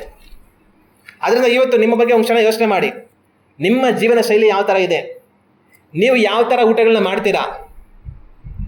ನೀವೊಂದು ವೇಳೆ ಏನೋ ಅನಾರೋಗ್ಯ ಬಂತು ಅಂತಂತಂದರೆ ಅದಕ್ಕೆ ಯಾವ ಥರ ಜೀವನವನ್ನು ಅಳವಡಿಸ್ಕೊಳ್ಬೇಕು ಆ ಥರ ಅಳವಡಿಸ್ಕೊಳ್ತೀರಾ ಇಲ್ವಾ? ಯಾವುದಾದ್ರು ಕೆಟ್ಟ ಚಟಗಳನ್ನ ಇಟ್ಕೊಂಡು ಬದುಕ್ತಾ ಇದ್ದೀರಾ? ಚೆನ್ನಾಗಿ ನಡೆದಾಡುವಂಥವ್ರಾಗಿದ್ದೀರಾ? ನೀರು ಚೆನ್ನಾಗಿ ಕುಡಿಯೋವಂಥವ್ರಾಗಿದ್ದೀರಾ? ನಿದ್ದೆ ಚೆನ್ನಾಗಿ ಮಾಡೋವಂಥವ್ರಾಗಿದ್ದೀರಾ? ಊಟ ಸರಿಯಾದ ಸಮಯಕ್ಕೆ ಯಾವಾಗ ಮಾಡಬೇಕು ಆವಾಗ ಮಾಡೋವಂಥವ್ರಾಗಿದ್ದೀರಾ? ಇದನ್ನೆಲ್ಲ ಯಾವ ಥರ ಪಾಲಿಸ್ತಾ ಇದ್ದೀರಾ ಗಮನಿಸ್ಕೊಳ್ಳಿ. ಇವುಗಳನ್ನೆಲ್ಲ ನೀವು ಸರಿಪಡಿಸುವಾಗ ಇವುಗಳಿಂದಾಗಿ ಬರುವಂಥ ರೋಗಗಳನ್ನ ನೀವು ತಪ್ಪಿಸಿಕೊಳ್ಳೋದಕ್ಕೆ ಅವಕಾಶ ಇರುತ್ತೆ. ಆದರೆ ಇವುಗಳನ್ನೆಲ್ಲ ನೀವು ಮಾಡ್ತೀರಾ, ಅಯ್ಯೋ ಇಡ್ಲಿ ಬಿಡು ಹೆಂಗೋ ಹಂಗೆ ಬದುಕಿದ್ರೆ ಆಯಿತು ಅಂತ ಬದುಕಿದ್ರೆ ಅವುಗಳಿಂದ ಬರುವಂಥ ರೋಗಗಳನ್ನು ತಪ್ಪಿಸೋದಕ್ಕೆ ಸಾಧ್ಯ ಇಲ್ಲ. ದೇವರು ನಮಗೆ ಜ್ಞಾನ ಕೊಟ್ಟಿದ್ದಾರೆ, ತಿಳುವಳಿಕೆ ಕೊಟ್ಟಿದ್ದಾರೆ. ಆ ತಿಳುವಳಿಕೆ ಜ್ಞಾನವನ್ನು ಉಪಯೋಗಿಸಿ ನಾವು ಯಾವ ಥರ ನಮ್ಮ ಆರೋಗ್ಯವನ್ನು ಕಾಪಾಡ್ಕೊಳ್ಳೋಕ್ಕೆ ಪ್ರಯತ್ನ ಮಾಡಬೇಕೋ ಆ ಥರ ಪ್ರಯತ್ನವನ್ನು ಮಾಡುವಂಥವರಾಗಿರಬೇಕು. ನಾವೆಲ್ಲ ಅದನ್ನಂತೂ ಕಣ್ಣಲ್ಲಿ ಮುಚ್ಚಿ ದೇವರನ್ನು ನೋಡಿ ಪ್ರಾರ್ಥನೆ ಮಾಡೋಣ. ನಮ್ಮ ಆಹಾರ ಪದ್ಧತಿಗಳನ್ನು ಒಂದು ಕ್ಷಣ ನಾವು ಗಮನಿಸಿಕೊಳ್ಳೋಣ. ನಮ್ಮ ಜೀವನ ಶೈಲಿಯನ್ನು ಒಂದು ಕ್ಷಣ ನಾವು ಗಮನಿಸಿಕೊಳ್ಳೋಣ. ನಾವು ಸರಿ ಮಾಡಿಕೊಳ್ಳಬೇಕಾಗಿರುವಂಥದ್ದು ಇದ್ದರೆ ಅದನ್ನು ಸರಿ ಮಾಡಿಕೊಳ್ಳೋಣ. ದೇವರು ನಮಗೆ ಸಹಾಯ ಮಾಡ್ತಾರೆ. ಆದರೆ ದೇವರಿದ್ದಾರೆ ಬಿಡು, ನಾನು ಹಿಂಗೆ ತಿನ್ನೋದು, ಹಿಂಗೆ ಕುಡಿಯೋದು, ನಾನು ಹಿಂಗೆ ಬದುಕೋದು, ಏನಾಗಲ್ಲ ಅಂತಂತಂದರೆ ಏನೂ ಆಗಲ್ಲ. ರೋಗ ಬೇಗ ಬರುತ್ತೆ, ಬೇಗ ಆಸ್ಪತ್ರೆಗೆ ಹೋಗಿ ಅಡ್ಮಿಟ್ ಆಗಬೇಕಾಗುತ್ತೆ. ನಾವು ಗಮನವಾಗಿರೋಣ, ದೇವರು ನಮಗೆ ಸಹಾಯ ಮಾಡ್ತಾರೆ. ನಾವು ಪ್ರಾರ್ಥನೆ ಮಾಡೋಣ. ನಮ್ಮನ್ನು ಬಹಳವಾಗಿ ಪ್ರೀತಿಸುವ ತಂದೆಯೇ, ನಮ್ಮ ರಕ್ಷಕನಾದ ಯೇಸು ಕ್ರಿಸ್ತನ ನಾಮದಲ್ಲಿ ಈ ಒಂದು ಬೆಳಗಿನ ಈ ಸಮಯದಲ್ಲಿ ತಂದೆಯೇ, ಯೇಸು ಕ್ರಿಸ್ತನಲ್ಲಿ ವಿಶ್ವಾಸ ಇಟ್ಟು ತಮ್ಮನ್ನು ನಿಮಗೆ ಒಪ್ಪಿಸಿಕೊಟ್ಟು ಜೀವಿಸುವಂಥವರಿಗೂ ಸಹ ರೋಗ ಏಕೆ ಎಂಬುದಾಗಿ ತಂದೆ ನಾವು ಧ್ಯಾನ ಮಾಡುತ್ತಾ, ನಾವು ಅನುಸರಿಸುವಂಥ ಕೆಟ್ಟ ಜೀವನ ಶೈಲಿಯಿಂದ ನಮಗೆ ರೋಗಗಳು ಬರುವುದಕ್ಕೆ ಅವಕಾಶವಿರುತ್ತದೆ ಎಂಬುದಾಗಿ ಈ ದಿನದಲ್ಲಿ ನಾವು ಕಂಡುಕೊಂಡೆವಲ್ಲ. ಸ್ವಾಮಿ, ನೀವು ನಮ್ಮನ್ನು ಯಾವ ರೀತಿಯಾಗಿ ಉಂಟು ಮಾಡಿದ್ದೀರಿ, ನಾವು ಯಾವ ರೀತಿಯಾಗಿ ಜೀವಿಸಬೇಕು, ಯಾವ ರೀತಿಯಾಗಿ ನಮ್ಮ ಜೀವನವನ್ನು ನಾವು ಅಳವಡಿಸಿಕೊಳ್ಳಬೇಕು, ಏನನ್ನು ತಿನ್ನಬೇಕು, ಏನನ್ನು ತಿನ್ನಬಾರದು, ಇವುಗಳನ್ನೆಲ್ಲ ತಂದೆ ನಾವು ಸರಿಯಾಗಿ ತಿಳಿದು ಅದನ್ನು ಅನುಸರಿಸಿ ನಡೆಯುವಂತೆ ನಮಗೆ ಸಹಾಯ ಮಾಡಿರಿ. ಆ ಸಂದರ್ಭದಲ್ಲಿ ಅದರಿಂದಾಗಿ ಉಂಟಾಗಬಹುದಾದ ಅನೇಕ ರೋಗಗಳನ್ನು ನಾವು ತಡೆಯಬಹುದು, ಆರೋಗ್ಯವನ್ನು ಕಾಪಾಡಿಕೊಳ್ಳಬಹುದು. ಆದರೆ ನೀವು ನಮ್ಮನ್ನು ಉಂಟು ಮಾಡಿರುವಂಥ ಕ್ರಮವನ್ನು ಮೀರಿ ದೇವರಿದ್ದಾರೆ ಎಂಬುದಾಗಿ ಹೇಳಿ ನಮ್ಮ ಮನಸ್ಸಿಗೆ ಬಂದ ಹಾಗೆಲ್ಲ ನಾವು ಬದುಕುವಾಗ ಬರುವಂಥ ರೋಗಗಳಿಂದ ನಮ್ಮನ್ನು ತಪ್ಪಿಸುವುದಕ್ಕಾಗುವುದಿಲ್ಲ. ಸ್ವಾಮಿ, ನಾವು ಗಮನವಾಗಿರುವಂತೆ ನಮಗೆ ಸಹಾಯ ಮಾಡಿರಿ. ನಿಮ್ಮ ಕೃಪೆಯ ತಂದೆಯೇ ನಮ್ಮೆಲ್ಲರ ಸಂಗಡ ಇರಲಿ. ಒಂದು ವೇಳೆ ಈ ದಿವಸದಲ್ಲಿ ನಮ್ಮ ತಪ್ಪಾದ ಜೀವನ ಶೈಲಿಯಿಂದಾಗಿ ಏನೇ ರೋಗಗಳು ನಮ್ಮಲ್ಲಿ ಕಂಡು ಬಂದಿದ್ದರೂ ಸಹ ತಂದೆಯೇ ನಿಮ್ಮ ಕೃಪೆ ತೋರಿ ನಮ್ಮನ್ನು ವಾಸಿ ಮಾಡಿ ಅದರಿಂದ ಬಿಡುಗಡೆ ಕೊಡಬೇಕೆಂಬುದಾಗಿ ಪ್ರಾರ್ಥಿಸುತ್ತೇವೆ. ಇನ್ನು ಮುಂದೆ ತಂದೆಯೇ ಆ ರೀತಿಯಾದ ತಪ್ಪಾದ ಒಂದು ಜೀವನ ಶೈಲಿಯನ್ನು ನಾವು ಪಾಲಿಸದ ಹಾಗೆ ನಾವು ಸರಿಪಡಿಸಿಕೊಳ್ಳಬೇಕಾಗಿರುವ ಕಾರ್ಯಗಳನ್ನು ಸರಿಪಡಿಸಿಕೊಳ್ಳುವಂತೆ ನಮಗೆ ಸಹಾಯ ಮಾಡಿರಿ. ತಂದೆಯೇ, ನಮ್ಮ ಬಲವುಳ್ಳ ಹಸ್ತದಲ್ಲಿ ನಮ್ಮನ್ನು ತಗ್ಗಿಸುತ್ತೇವೆ, ಒಪ್ಪಿಸಿಕೊಡುತ್ತೇವೆ. ನಮ್ಮ ರಕ್ಷಕನಾದ ಯೇಸು ಕ್ರಿಸ್ತನ ನಾಮದಲ್ಲಿ ಬೇಡುತ್ತಿದ್ದೇವೆ ತಂದೆಯೇ, ಆಮೀನ್.